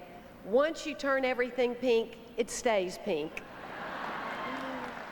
He goes on, "I've learned what our soldiers' wives have known for generations: hope and grief and perseverance." This time of war has been a time of great hardship for our military families. The President and I want all of our men and women in uniform and their wives and husbands, mothers and fathers, sons and daughters, to know that we appreciate their sacrifice.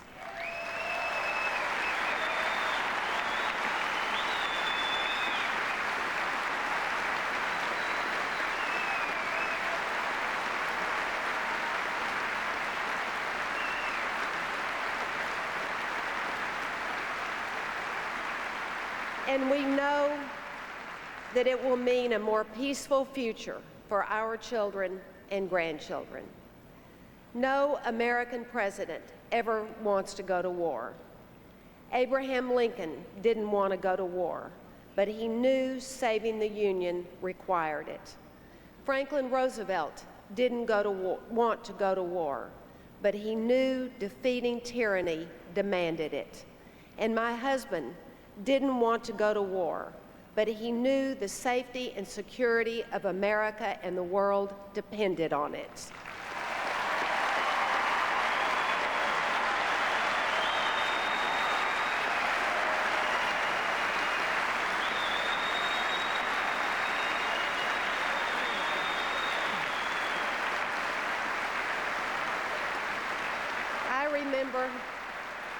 I remember some very quiet nights at the dinner table. George was weighing grim scenarios and ominous intelligence about potentially even more devastating attacks. I listened many nights as George talked with foreign leaders on the phone or in our living room or at our ranch in Crawford. I remember an intense weekend at Camp David. George and Prime Minister Tony Blair were discussing the threat from Saddam Hussein. And I remember sitting in the window of the White House, watching as my husband walked on the lawn below. I knew he was wrestling with these agonizing decisions that would have such profound consequence for so many lives and for the future of our world. And I was there when my husband had to decide. Once again, as in our parents' generation, America had to make the tough choices, the hard decisions, and lead the world toward greater security and freedom.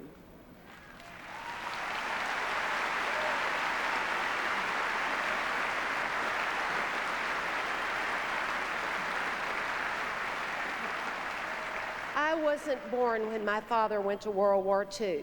Like so many of our greatest generation, he's now gone, lost to Alzheimer's 9 years ago. He served in the United States Army in Europe for almost 3 years and helped liberate Nordhausen, one of the concentration camps. You can imagine his horror at what he found there. The methods of the terrorists we face today are different, but my father would know this struggle. Our parents' generation confronted tyranny and liberated millions. As we do the hard work of confronting today's threat, we can also be proud that 50 million more men, women, and children live in freedom thanks to the United States of America and our allies.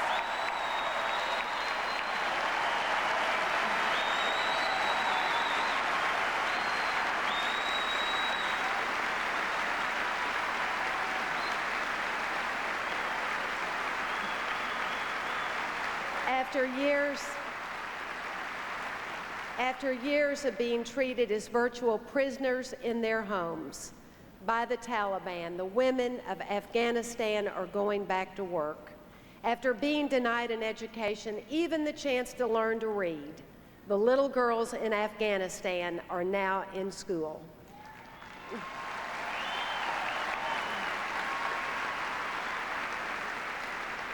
Almost every eligible voter, over 10 million Afghan citizens, have registered to vote in this fall's presidential election, more than 40% of them women.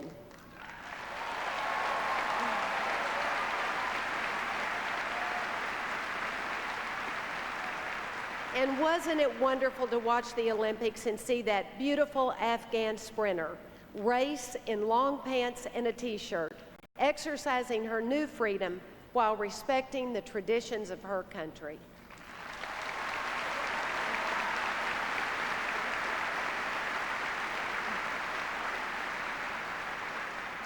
I recently met a young Iraqi woman. She's one of the new Iraqi Fulbright scholars studying in the United States. She survived horrific horrors, including the gassing of her village by Saddam Hussein. She told me that when people look at Iraq, what they don't see is that Iraq is a country of 25 million people, each with their own hope. As we watch the people of Iraq and Afghanistan take the first steps to build free countries, I'm reminded of what Václav Havel once told me. Václav Havel, playwright, intellectual, freedom fighter, political prisoner, then president of the Czech Republic, said to me, "Laura, you know, democracy is hard. It requires the participation of everybody." I think how long it took us in our country, even though we were given such a perfect document by our founders. It took almost 100 years after the founders declared that all men are created equal to abolish slavery.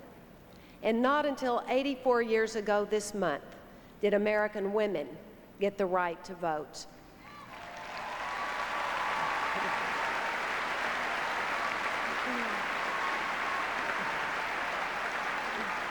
Our nation has not always lived up to its ideals, yet those ideals have never ceased to guide us.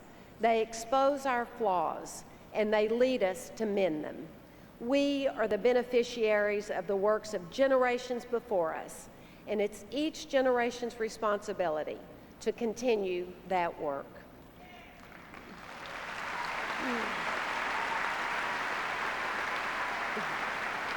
These last 3 years since September 11th have been difficult years in our country's history. Years that have demanded the hope, grief, and perseverance that our soldiers' husband wrote about. We've learned some lessons we didn't want to know, that our country is more vulnerable than we thought, that some people hate us because we stand for liberty, religious freedom, and tolerance. But we've also been heartened to discover that we're also braver than we thought, stronger, and more generous.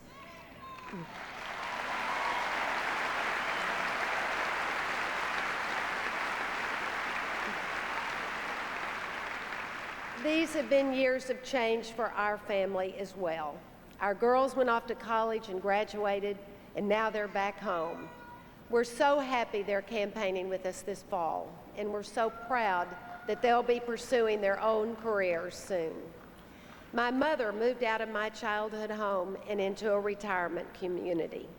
We lost our beloved dog Spotty and had our hearts warmed by the antics of Barney. People ask me all the time whether George has changed. He's a little grayer, and of course he's learned and grown as we all have. But he's still the same person I met at a backyard barbecue in Midland, Texas, and married 3 months later.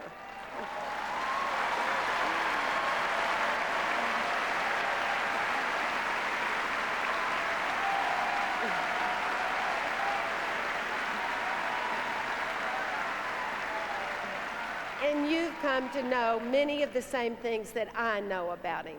He'll always tell you what he really thinks. You can count on him, especially in a crisis. His friends don't change, and neither do his values. He has boundless...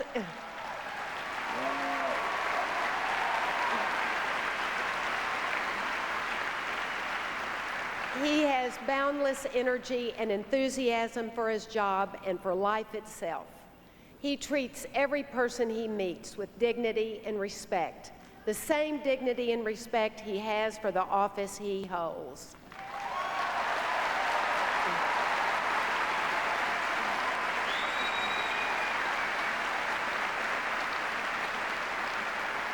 And he's a loving man with a big heart. I've seen tears as he's hugged families who've lost loved ones. I've seen him return the salute of soldiers wounded in battle. And then, being George, he invites them to come visit us at the White House. And they've come, bringing an infectious spirit of uniquely American confidence that we're doing the right thing and that our future will be better because of our actions today.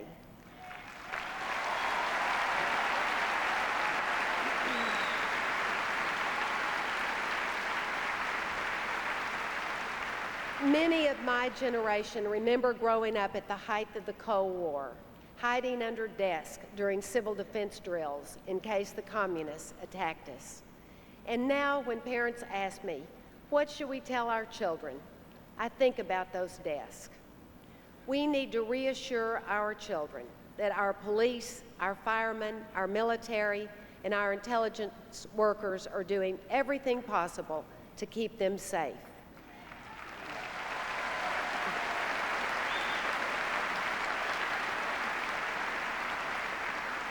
We need to remind them that most people in the world are good, and we need to explain that because of strong American leadership in the past, we don't hide under our desk anymore.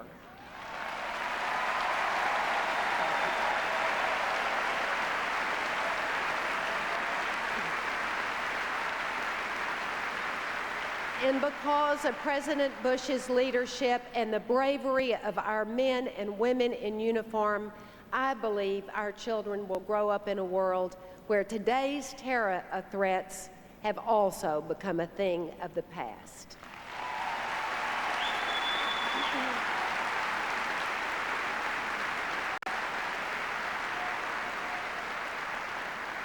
These are also years of hope for our country and our people. We have great confidence in our ability to overcome challenges.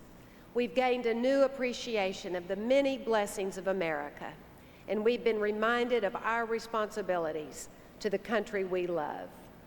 George and I grew up in West Texas, where the sky seems endless, and so do the possibilities.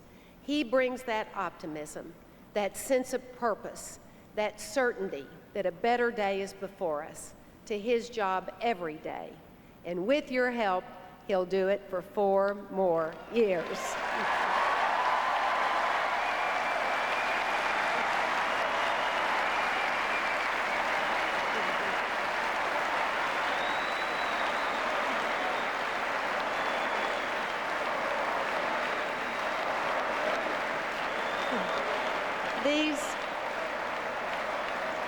These are times that require an especially strong and determined leader, and I'm proud that my husband is that kind of leader. Thank you all. God bless you, and God bless America.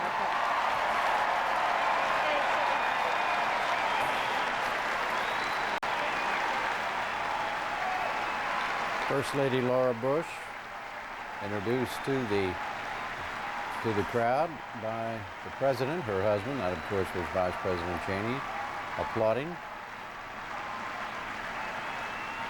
Mark Shields, David Brooks. David, what did you think of the Bush family presentation? Well, I thought the daughter started off well, and I thought the humor went on a little too long, more than they could sustain. Wasn't crazy about the background behind Laura Bush, which I thought a little ugly. But she's a good person, and I think that really came through.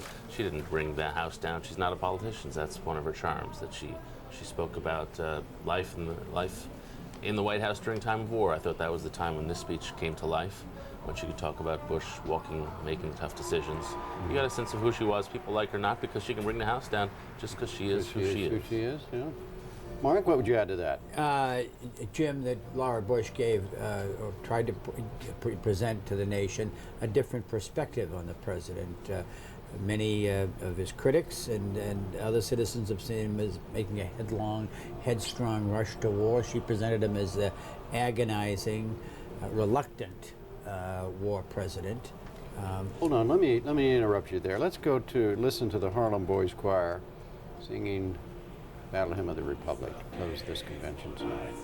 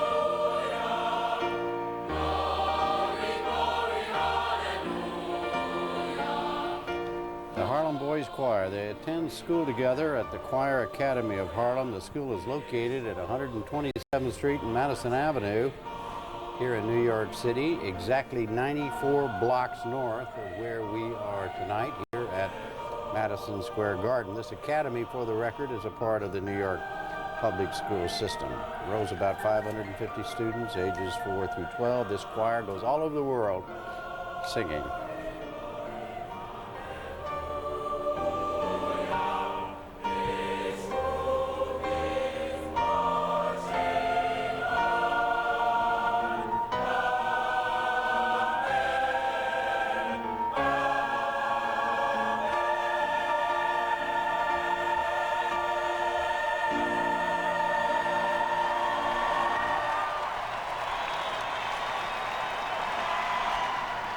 And Mark, back to your thought on Laura Bush.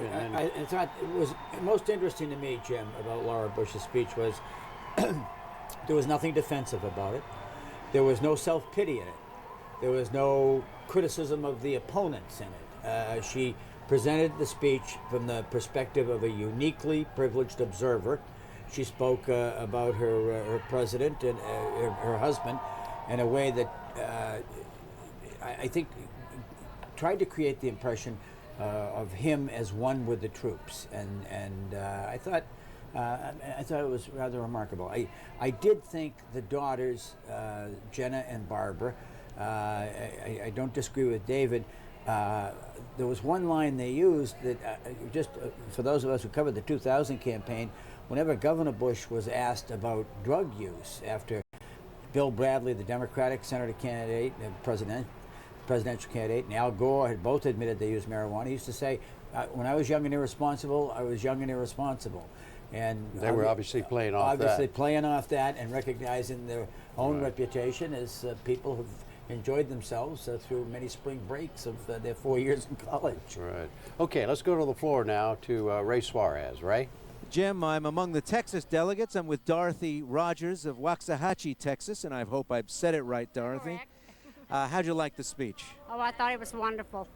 She's a wonderful lady, and she's a great first lady for America and a first great lady for Texas. I noticed that the Texas delegation, many of the delegates were on their chairs for the entire speech. You cheered longest, you cheered loudest. You've known Laura Bush for a while now. Absolutely. And what about her speech? Were there parts of it that caught your ear, that you really were glad to hear? Well, she's always been such a compassionate woman, and she's been so passionate about no child left behind. And I think that says so much for her, and her devotion to her husband, to her family, and to her country, I think are wonderful, and what makes her a great person. And it sounds like you think she's a pretty good political asset for her husband, Oh, absolutely. too. Absolutely. She goes out, and I think she personifies everything that stands for being a lady. And she is very much a lady. Was she very active on her husband's behalf when he was a politician in Texas solely? Oh, I think she's always been very active and has always supported everything that he's ever done. As much as she supported her children and her father-in-law. Dorothy Rogers, thanks a lot. Thank Back you. to you.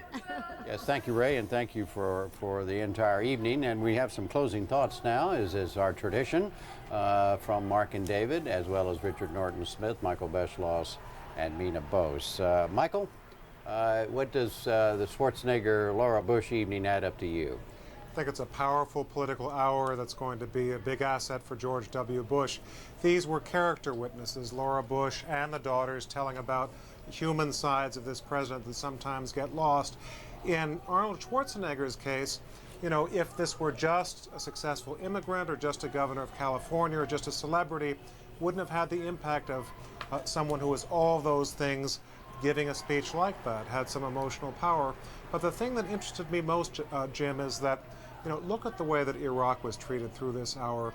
The Republicans came into New York this week, many of them assuming that Iraq was going to be something that's going to be a deficit for George W. Bush. Many Americans, as Mark was saying earlier, worried that this was a needless rush toward an unnecessary war. Robert Kennedy used to say, if you've got a flaw in your political record, don't try to shy away from it. Hang a lantern on it, you know, let everyone see it so that you can define it. And that's what this convention is doing on Iraq. That was what was done tonight by Laura Bush and by Schwarzenegger. She was saying, my husband didn't want to go to war, but he believed sincerely the security and the safety of the country and the world depended on it.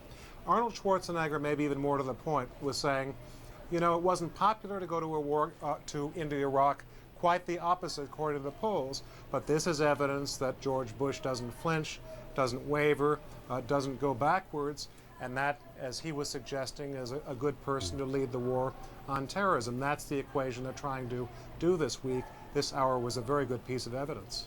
Very good piece of evidence along those lines, Mina. Do you agree with that, or what would you add or subtract? Well, what I would add, Jim, is Alexander Hamilton said that we need energy in the executive, and I think that's what we saw in Governor Schwarzenegger's speech tonight. It was a very vibrant, happy, cheerful speech. Last night was a sober speech, evoking 9/11 and what's happened since then.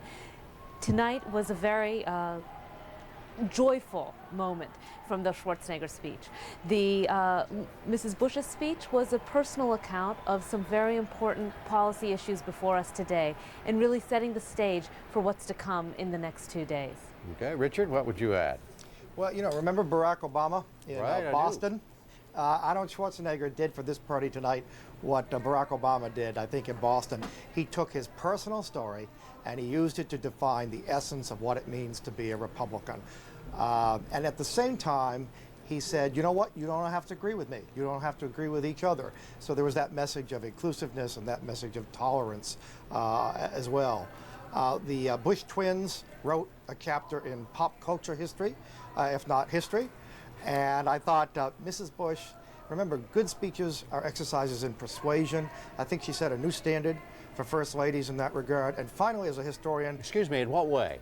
Well, she humanized, she took you behind the scenes, she took a man who some see as rigid, not prone to second guessing, and suggested the personal anguish that attended the decision to go to war. I try to think, if Mary Todd Lincoln had delivered a speech in 1864 talking about the second floor of the White House. One last thing, as a historian, you know, we like footnotes. Right. Here's a historical footnote. I believe this is the first Republican convention in 32 years at which the name of Richard Nixon was lustily cheered. I noticed, I made a note of that. I couldn't, yes, your footnote is well taken, sir. Mark Shields, Richard beat me to it on Richard M. Nixon. I mean, Arnold Schwarzenegger said that's the reason he's a Republican. I mean, we all, you know, have reached the point, we listen to David as Teddy Roosevelt, to listen to everybody else as Ronald Reagan. You know, some people say Dwight Eisenhower, but nobody says Richard Nixon. And he said Richard Nixon made him a Republican. I thought the Schwarzenegger speech was brilliant. I thought it was brilliantly crafted.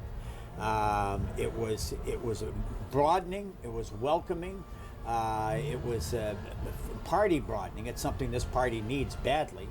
The sense that it is a narrow party and perhaps an unwelcoming party. And I thought to my fellow immigrants, broadening the party, and then he said the wonderful Americans who are our firefighters, our police, our teachers, our nurses, our public employees. I mean, it was a brilliantly crafted speech, and nowhere was it more brilliant than when he did speak about the president, but he emphasized his support for the troops. It wasn't an endorsement of the president's policy. He endorsed the president's qualities, his strength, his leadership, but he spoke very movingly, expressing his admiration, his gratitude, his support for the American troops. And I thought, we heard earlier this evening from Jim Brulte and Bruce Kane, from California, Republican leader of the Senate and a great political scientist at the University of California, talking about what this means for Arnold Schwarzenegger.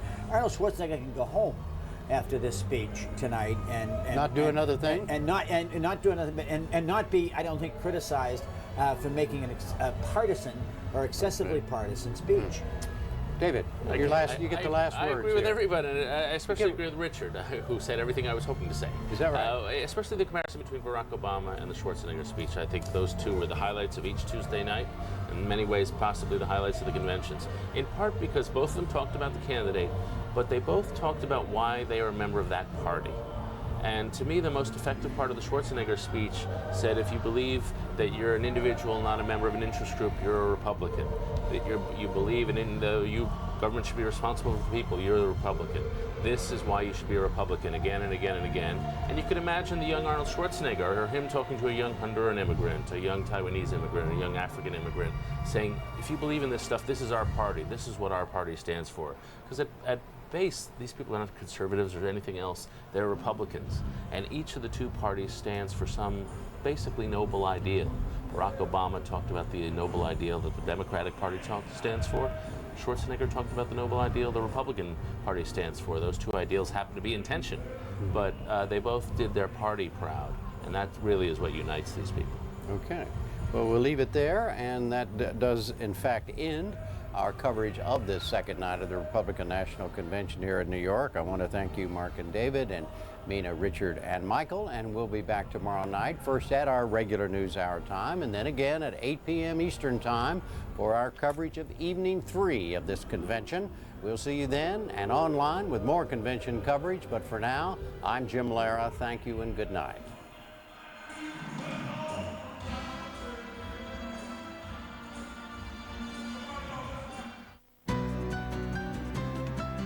This is PBS.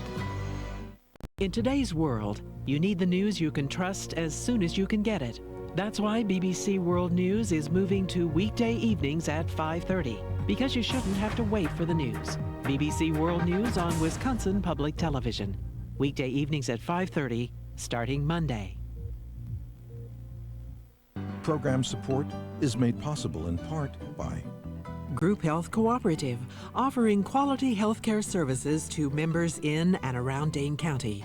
GHC, it's where you belong.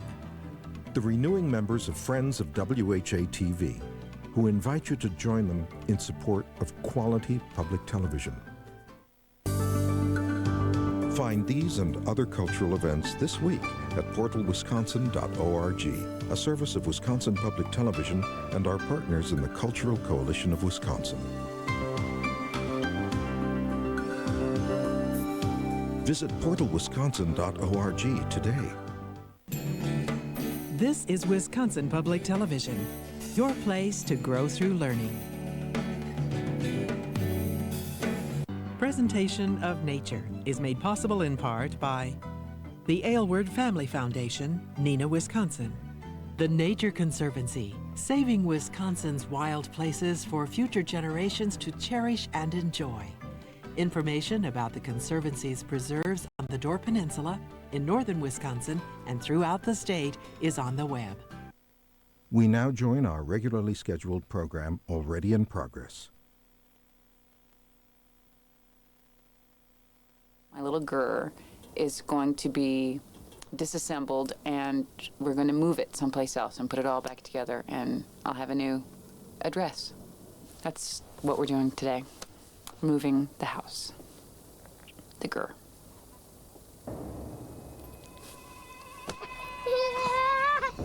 Oh! Careful!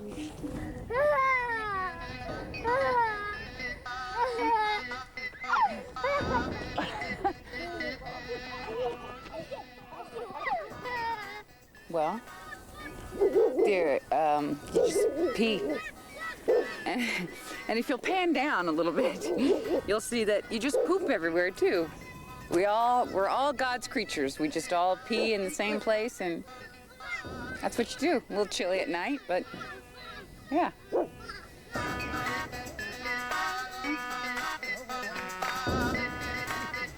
It's like unwrapping a huge birthday present. GERs are covered in layers of canvas and a heavy felt made from wool.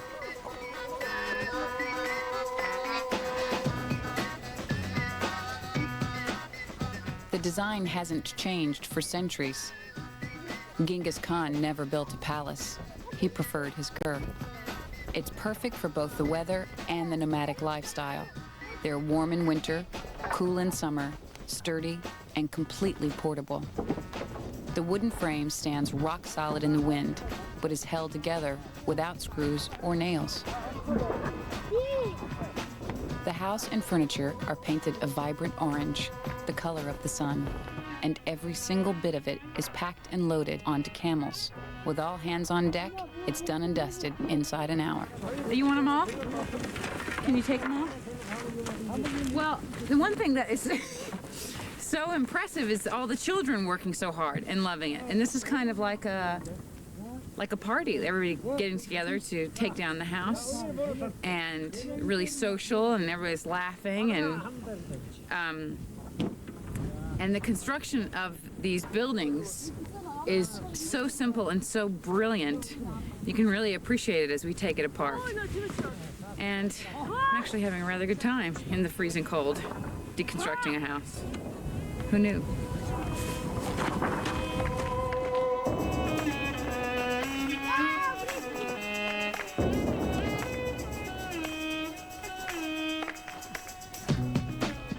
Meet the four-wheel drive of Mongolia. They're not pretty, but Bactrian camels can carry up to 900 pounds and travel 30 miles a day. They can also go a week without water and a month without food. Their breath is indescribable. Wrestling is a popular sport here. They're always looking for someone to practice on.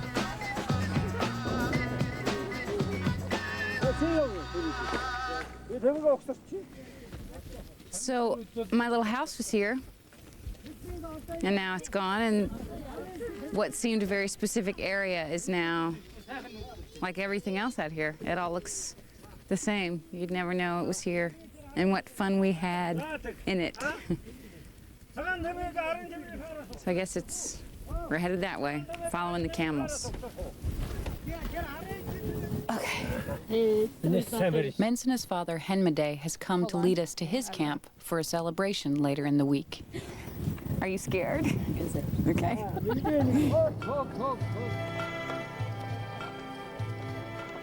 It's a day's journey, but the family is used to this. The soil is thin, and with around 4 inches of rain a year, they must keep moving to find new pasture for their herds. Up to 10 times a year, if they have to. So they only possess what they can carry.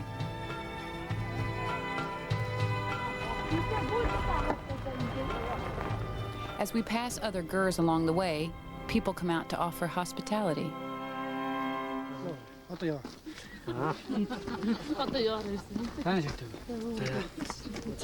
Whoa! Woo! Thank you. Traveling on a camel is hard work, so a rest and a bite to eat are very welcome. Dried curd is supposed to make your teeth strong, if it doesn't break them. The overwhelming hospitality of the Mongolians is traditional and practical. There's no other way for a nomad to survive.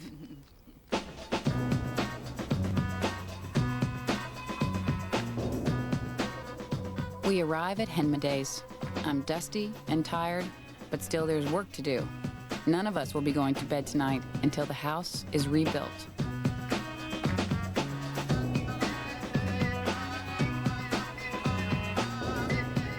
Tugu, Mensena's son, acts as a human paperweight to combat the gusting winds. The birthday present is wrapped up all over again.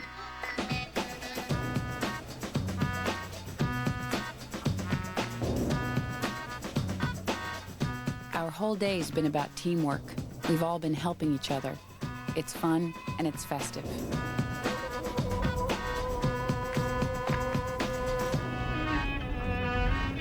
Henmade's herders look after nearly 1,000 head of horses. It's their job to make sure the horses are well fed to survive the horrific winters. Now and again, Henmade trades a few to keep the balance of the stock right, but mainly they're needed for their milk. There are no banks here. A family's wealth is held in its herds. Henmade's a rich man. Is that Henmade right there? Yeah. Wow. Henmade and his wife live with their second son, Munksana. He's Mensana's twin and was born with cerebral palsy. Henmade is one of Mongolia's most respected herders. His medals are testament to his herding skill. I can learn a lot from him. What's this one?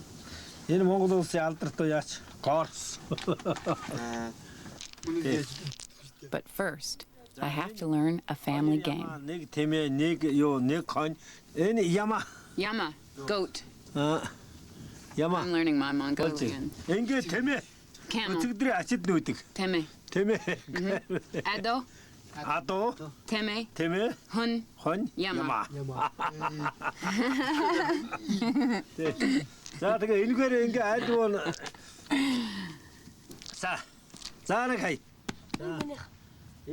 The pieces are made from the ankle bones of sheep. And the game, of course, is a horse race. It's all in the throwing of the bones. The way they fall dictates your move. I see. Okay.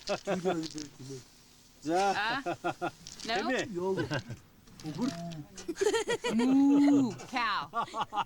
With Henmade's grandson Tugu on my side, how can I lose? One more. Hey, we won!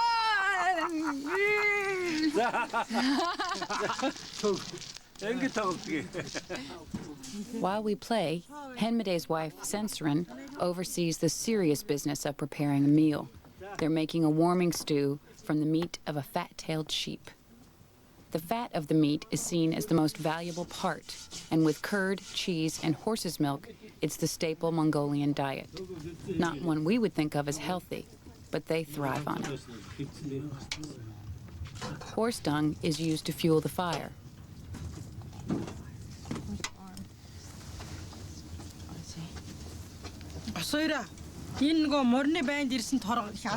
Sensorin has decided that if I'm going to be part of the family, I have to dress properly and wear a del, the traditional Mongolian dress. She's made this herself. It's padded and very warm. How do I look? Nice? Oh, that's so pretty. Yeah? Okay. I feel slightly less like an outsider now. I didn't have a lot of time this morning. I usually look better than this.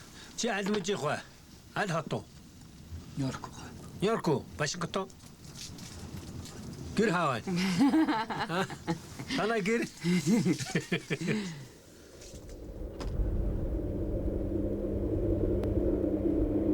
When the wind blows out here, it hurts.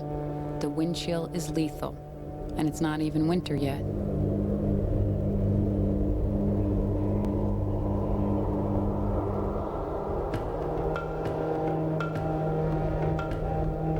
Every activity and even your mood is dictated by the wind. You can fight it, or you can just go with it.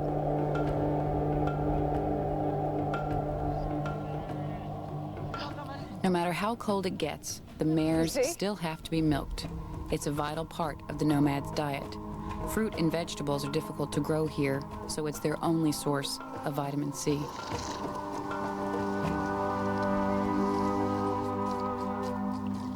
Milking is done by the women. Sensorin's going to show me how. Okay, what's up? We'll see. I can only milk when the foal has finished feeding. The pressure's on.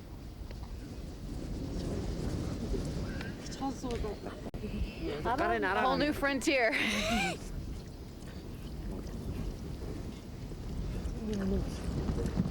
Oh, I got a whole rhythm going now. Oh, yeah. I think they're empty. You want to check my work? Yeah. Okay. Hey, look, I can see. That's good. Okay, now what do I do? Poop. I just want you to know. Okay, what now? It's freezing out here. And it's going to get colder.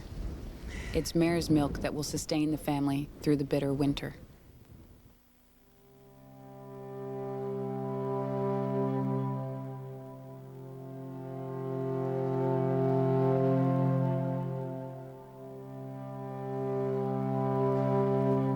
awake at dawn, the milking has started again. It's a continuous operation. Every 2 hours in the summer, several gallons from each mare, every day.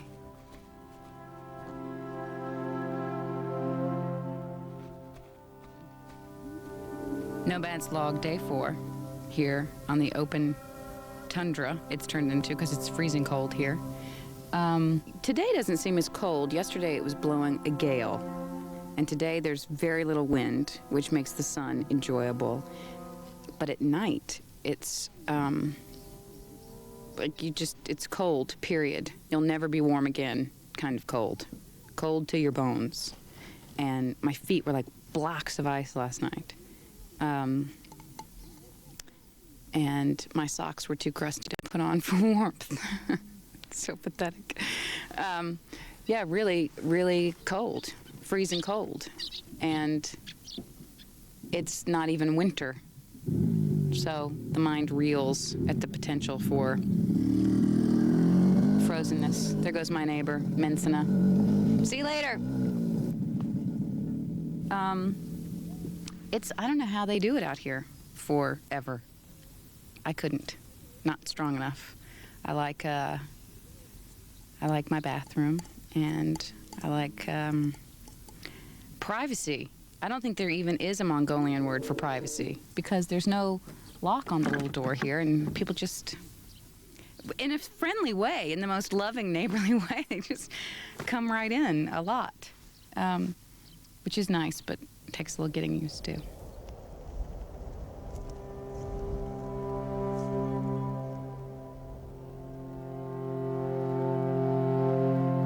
Stride out in any direction if you want to be on your own, but don't expect any landmarks.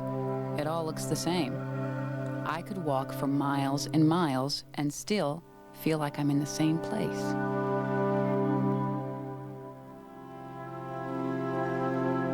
But I'm never completely alone.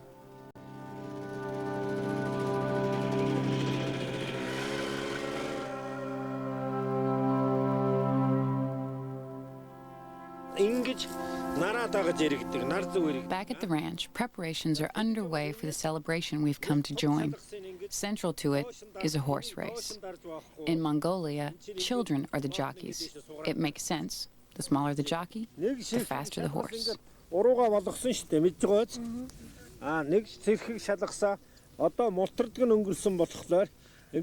Henmade is a patient and kind teacher. He gives careful instructions on preparing a horse for a race. There are strong traditions and ceremonies woven into every part of it. The children are eager to learn. They all want to ride in the big race. And today, Henmade will choose who rides his fastest horse. So they've all got to put on their best show. Beck here is another of Henmade's grandsons. His talent makes him the obvious favorite.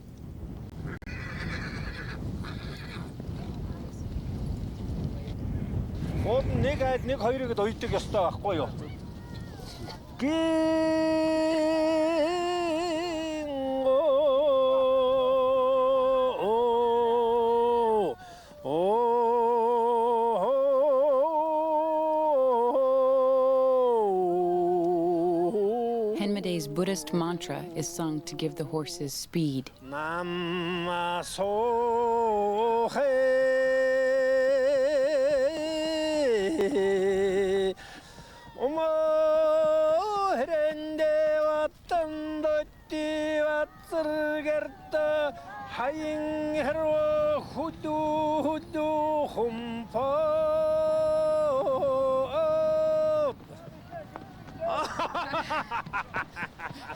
That's beautiful.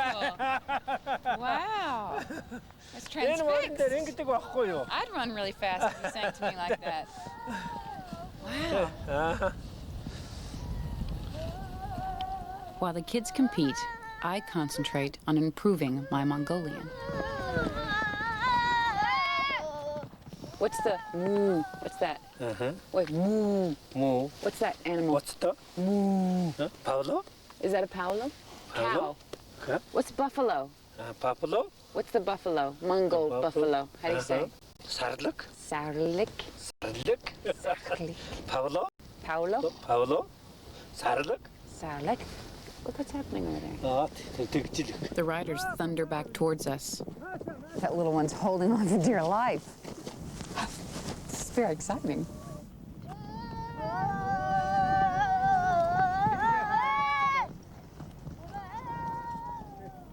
It looks like Bekir's won. These kids are truly impressive. So young, so capable. Bigge, bigge, bigge, bigge. The nice thing about the way they feel about horses around here, just from my observations, is that there's an enormous respect that when you realize something is so valuable to your day-to-day life, whether it be for herding or moving or getting around, that you have a real respect for it. And I think that goes both ways. I mean, for these horses to just be allowed to roam around and they don't take off and leave, never to be seen again, that's their respect returned, which is kind of amazing. You know, everywhere in America you see animals, you also see fences to keep them in. So here, it's really about just the love and respect that man gives to the animal, that they all stay together. It's amazing.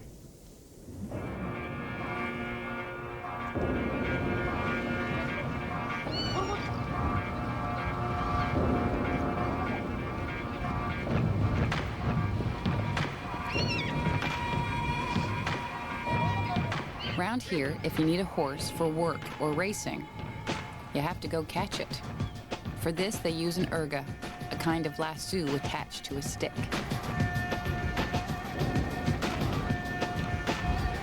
The herders are picking out horses for the big race. They're looking for fast, strong, 5-year-old contenders, the most difficult ones to catch. Can I see it? Uh-huh. Sorry. Hello. Oh, that's, oh my God, that's heavy. Hangi üzerine? That's heavy. Hangi üzerine? Oh, you shouldn't do that. Oh, that doesn't seem polite at all. Oh, wow. There we go. Good one. Good one. I see. Well done. You've done this before.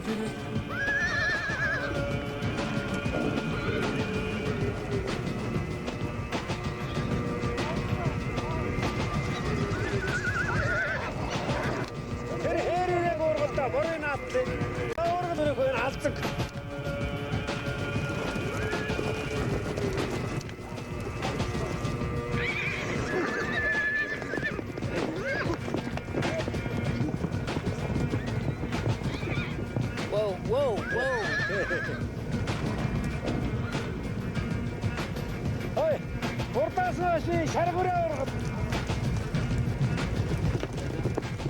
Oh, this is good. So fast. The horses here are faster or stronger and a great deal wilder than we are used to, but they can't get past these guys. It's one of the most awe-inspiring things I have ever seen. Yes, well done. He broke the stick. He broke the stick.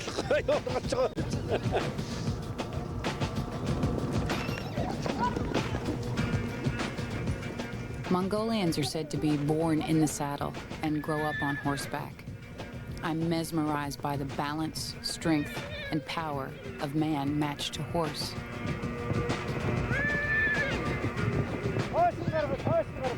I am so tense right now.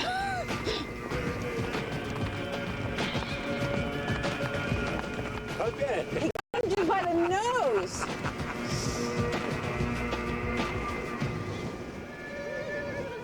That's impressive. Yeah. Yeah. Zenbanu. Zenbanu.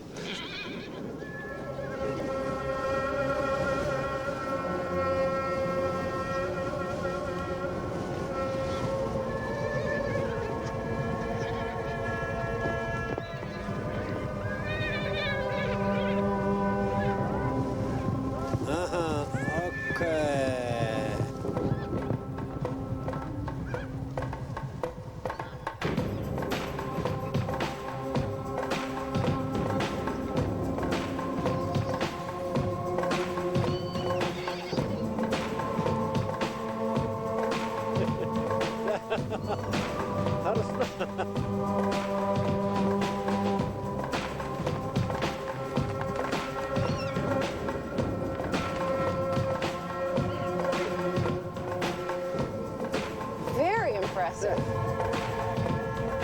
No wonder when Genghis Khan's armies thundered into town, the opposition froze in terror.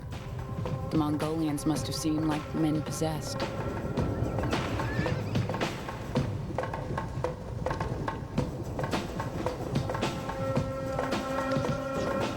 I'll go get his hat.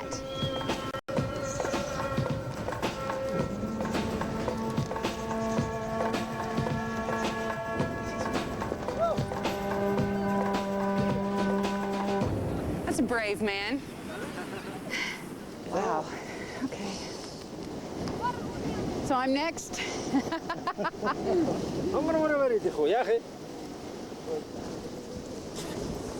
None of these horses are used to being ridden, so each time is a bit like the first.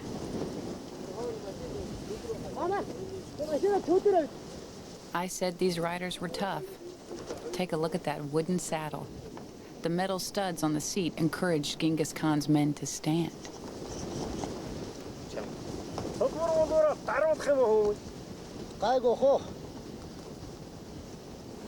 This young friend of mine is riding the big race on Saturday. Great equestrian, wonderful with the stick, and a great rider. So he's going to be our race boy on Saturday. Very exciting. And a little bit of a flirt. Uh-huh.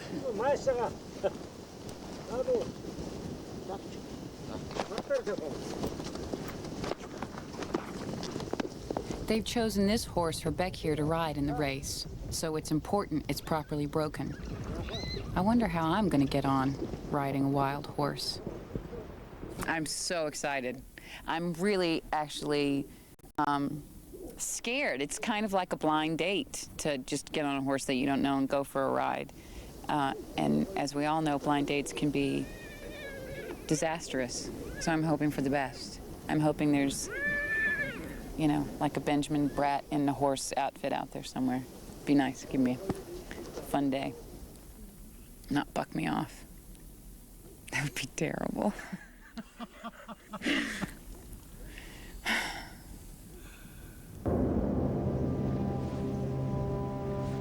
So here I go. Until now, it's been all talk. Time to show this horse who's boss. The deep wooden saddle feels strange, quite different from the flat leather saddles I'm used to. But it's great to be on a horse again. Out here, it feels right.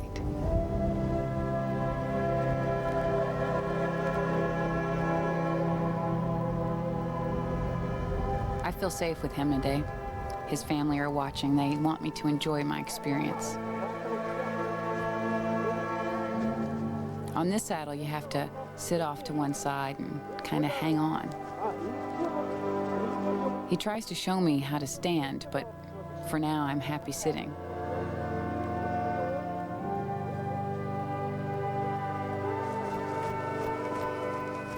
Mongolian nomads were once considered to be the most fearsome, most bloodthirsty warriors the world has ever known.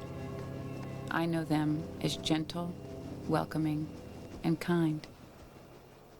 My new 4 friends are Adonchimeg and Sensrin and Henneman and Mensana, and it's amazing the amount of conversation you can have when you don't speak the same language. I discovered, much to my surprise, last night I had Adonchimeg and a bunch of the children in my ger, and the children didn't know how to snap, and which, you know, I found so shocking. And the thing that I realized today, I winked at Mensana, and he came up to me later and said, Julia, Julia, sort of flagged me down and came up and went like this. Because he doesn't know how to wink. But even 2 hours later, he wanted to return the gesture, which I thought was very sweet. And so now he does this big finger wink, which is sweet. I love it all. I think it's a really good lesson in human appreciation and observation, because it makes you really look at a person, which sometimes we don't do. There's just I'll say this about this place, is there is a sense of happiness that seems to permeate everything. This place is kind of Maybe it's because there's a simplicity to life out here, but it radiates. The people radiate, the land radiates, even the sheep that I have to fight to get to the loo, they kind of, everybody seems as though they're in the one place that they're supposed to be, and that shows. And I've woken up happy here every day, and I think it's because you feel that. Oh my God, look at the moon. Wow. See? Happiness everywhere. That's amazing. Good sign for race day.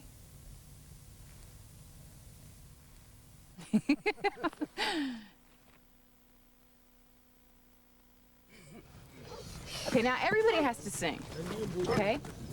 Ring around the rosy. The big day arrives. I entertain the kids while the men prepare for the race. Ashes, we all fall down. Ready? Ring around the roses, pocket full of posies. Ashes, ashes, we all fall down.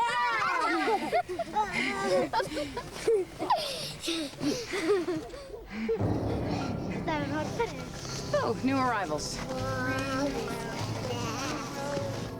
Horse races are an amazing deal here. People come from miles around with their families and best horse.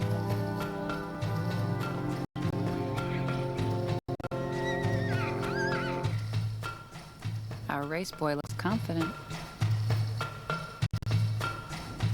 This race is being held in Henmaday's honor.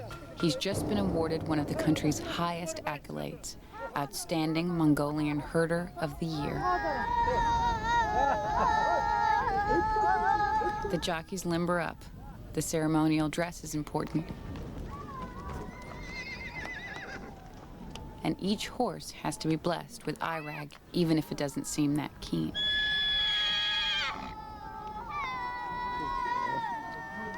Henmaday, in traditional headgear, presents a toast to the race, then sings a mantra to herald the start.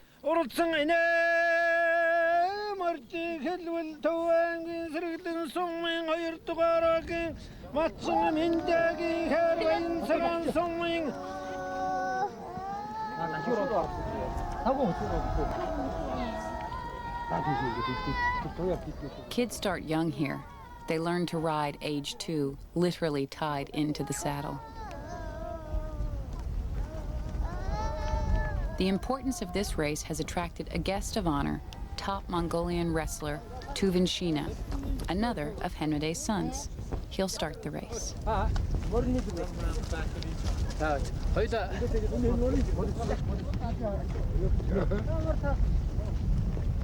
As the riders are led out, Mensana and I take up our positions at the finish. The tension is mounting. The word is that it will be a close race.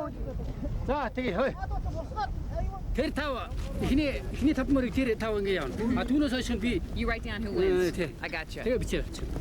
This is the judge. He marks down the kids as they come across the finish line to say who comes in first, second, third. 3.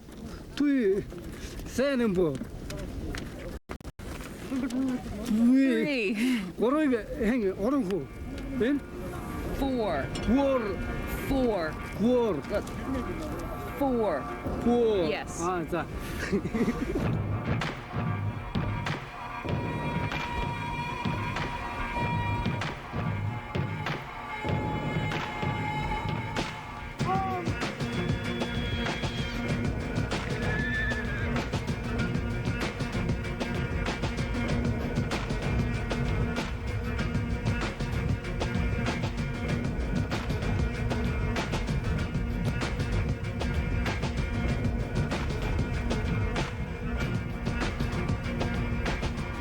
Here they come.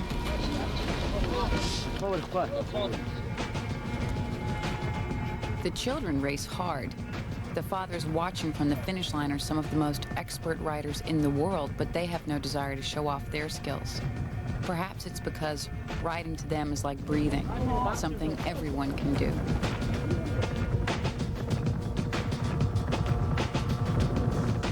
Here they come. Yeah.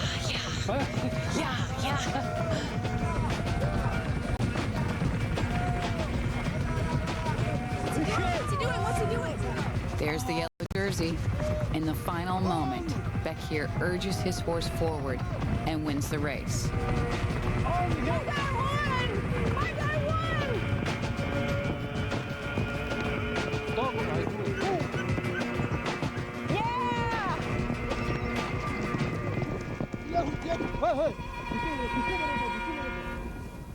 Oh, that was exciting, except the dog got run over by a horse, but other than that, everything's fine.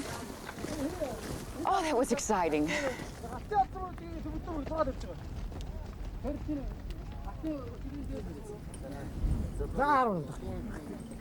It's all been kept in the family.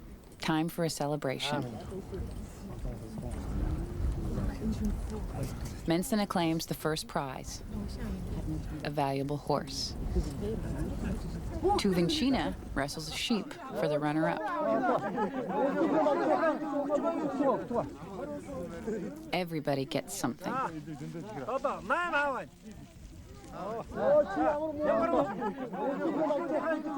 Now it's back to Henmade's place. Like any good celebration, there's plenty of fat-tailed sheep to eat and lots of fermented mare's milk to drink.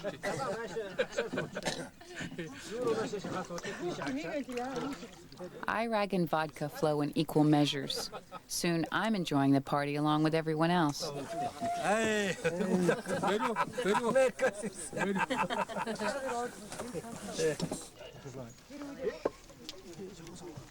The men exchange snuff, and I know what an honor it is when they offer me the same.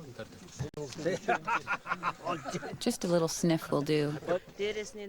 Then we listen respectfully to the ceremonial speech honoring Henmade's award as Outstanding Mongolian Herder.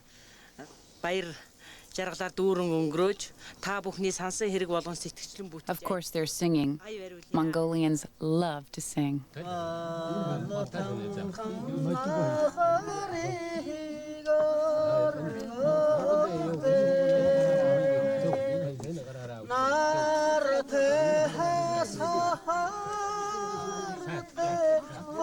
I'm completely comfortable and happy sitting here in this crowded gur.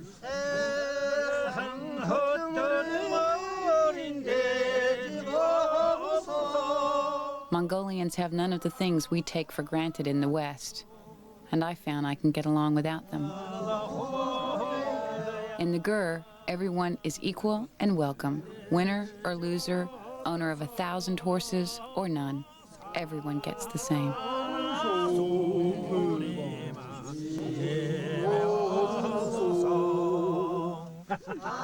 Mongolian nomads exist through cooperation, through making decisions together, being one together.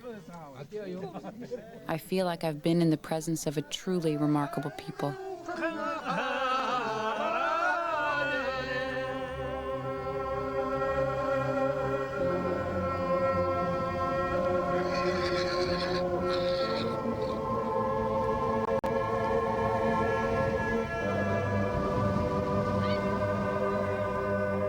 Need a little sniff this morning.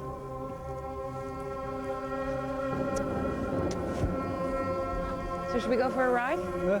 Want to go for a ride? Yeah.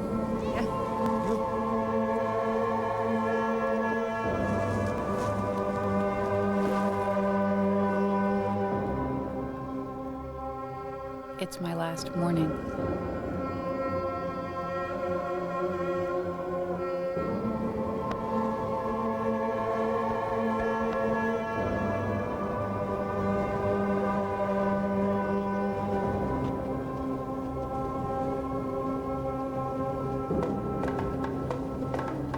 You know, I might get used to these saddles.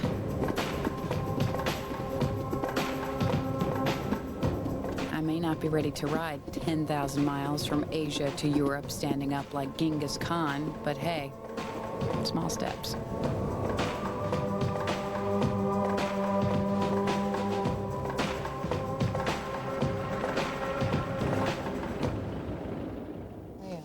Suddenly, and all too soon, it is over. Yeah. I hate goodbyes.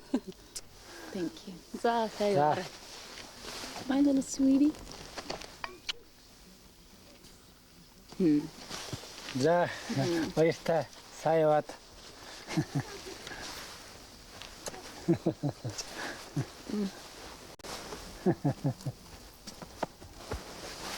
I'll see you all. You go by tiger. You go. Wait, wait.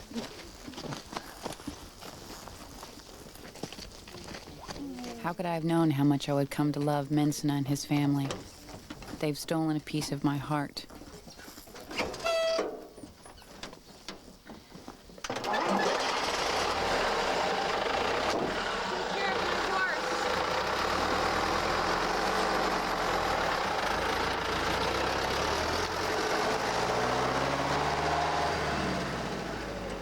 The great warriors of Mongolia are some of the most generous and open-hearted people I have ever met. It's a paradox, but I'm beginning to understand it. The land out here makes them pull together. It encourages sharing, not competition. The grass is never greener on the other side of the fence because there are no fences.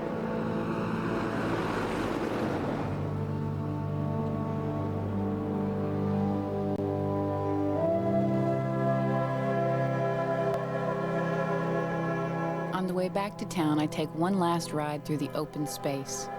The first snows have fallen early in the hills. What I didn't know was that this was going to be one of the most brutal winters this century. It decimated herds and put many families at risk.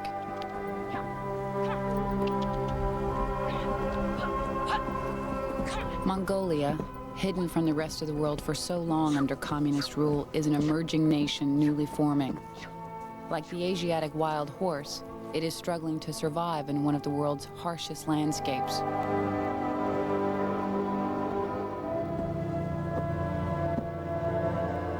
I hope their inner strength and open-heartedness, which was deadly when united against outsiders, will now give them the strength to survive.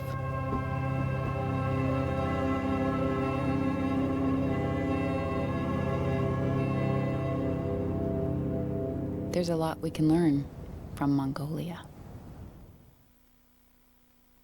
To learn more about what you've seen on this nature program, visit PBS online at pbs.org or America Online keyword PBS. Next time on Nature. Let this be a voice for the dreamer. John Denver's final journey into the Wild West and the wilderness that inspired his life and his music. This nature program is available on home video cassette for $19.95 plus $4.95 shipping. To order, call 1-800-336-1917 or write to the address on your screen. Major funding for nature is provided by the Park Foundation, dedicated to education and quality television. Major corporate support is made possible by Canon, dedicated to preserving the never-ending beauty of nature. Canon Know-How lets you capture the wild in photographs and leave it as you found it. Canon Know-How. Ford Motor Company. Anyone who adds to understanding. Anyone who educates others to make the world a better place. These people are heroes. Ford Motor Company's Heroes for the Planet. And by TIAA-CREF. How is it that some people always seem to make ends meet when you're sure that money was the last thing on their minds? TIAA-CREF, managing money for people with other things to think about. This program was made possible by contributions to your PBS station from viewers like you. Thank you.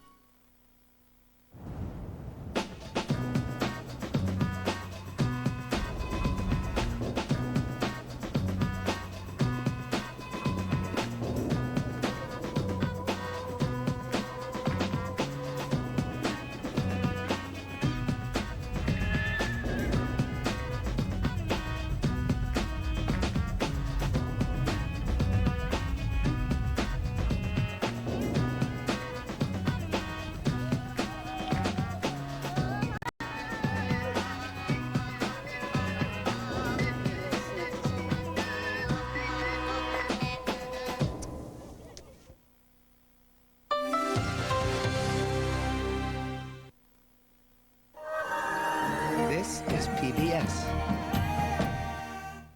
Presentation of Nature is made possible in part by The Swiss Colony, offering gifts of perfect taste. The Swiss Colony is proud to be a Wisconsin employer. Madison Gas and Electric Company, helping to create a better environment by using innovative solutions like clean renewable wind and solar power to help meet our community's energy needs. The Nature Conservancy, saving Wisconsin's wild places for future generations to cherish and enjoy. Information about the Conservancy's preserves on the Door Peninsula, in northern Wisconsin, and throughout the state is on the web.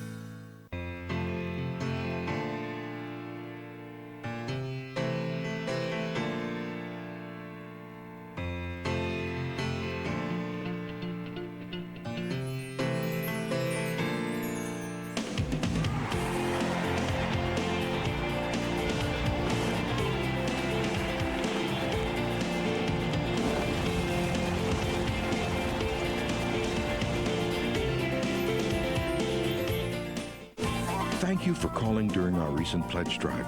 You helped make it a great success. If you have your pledge form, please remember to mail in your gift. If you meant to give a gift, there's still time. Call us or go online at wpt.org and click on this red dot to support Wisconsin Public Television today. You can choose from many of the great thank you gifts offered during our pledge drive. Thank you for supporting Wisconsin Public Television.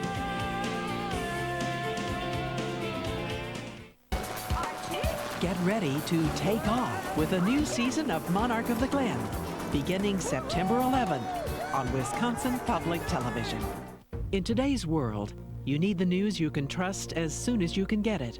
That's why BBC World News is moving to weekday evenings at 5:30, because you shouldn't have to wait for the news. BBC World News on Wisconsin Public Television. Weekday evenings at 5:30, starting Monday. This is Wisconsin Public Television, your place to grow through learning. Presentation of BBC World News is made possible in part by The Walter Alexander Foundation of Wausau, Wisconsin. UW Health, providing specialty and primary care for all ages throughout Wisconsin. Information on UW Health physicians and clinics and on University of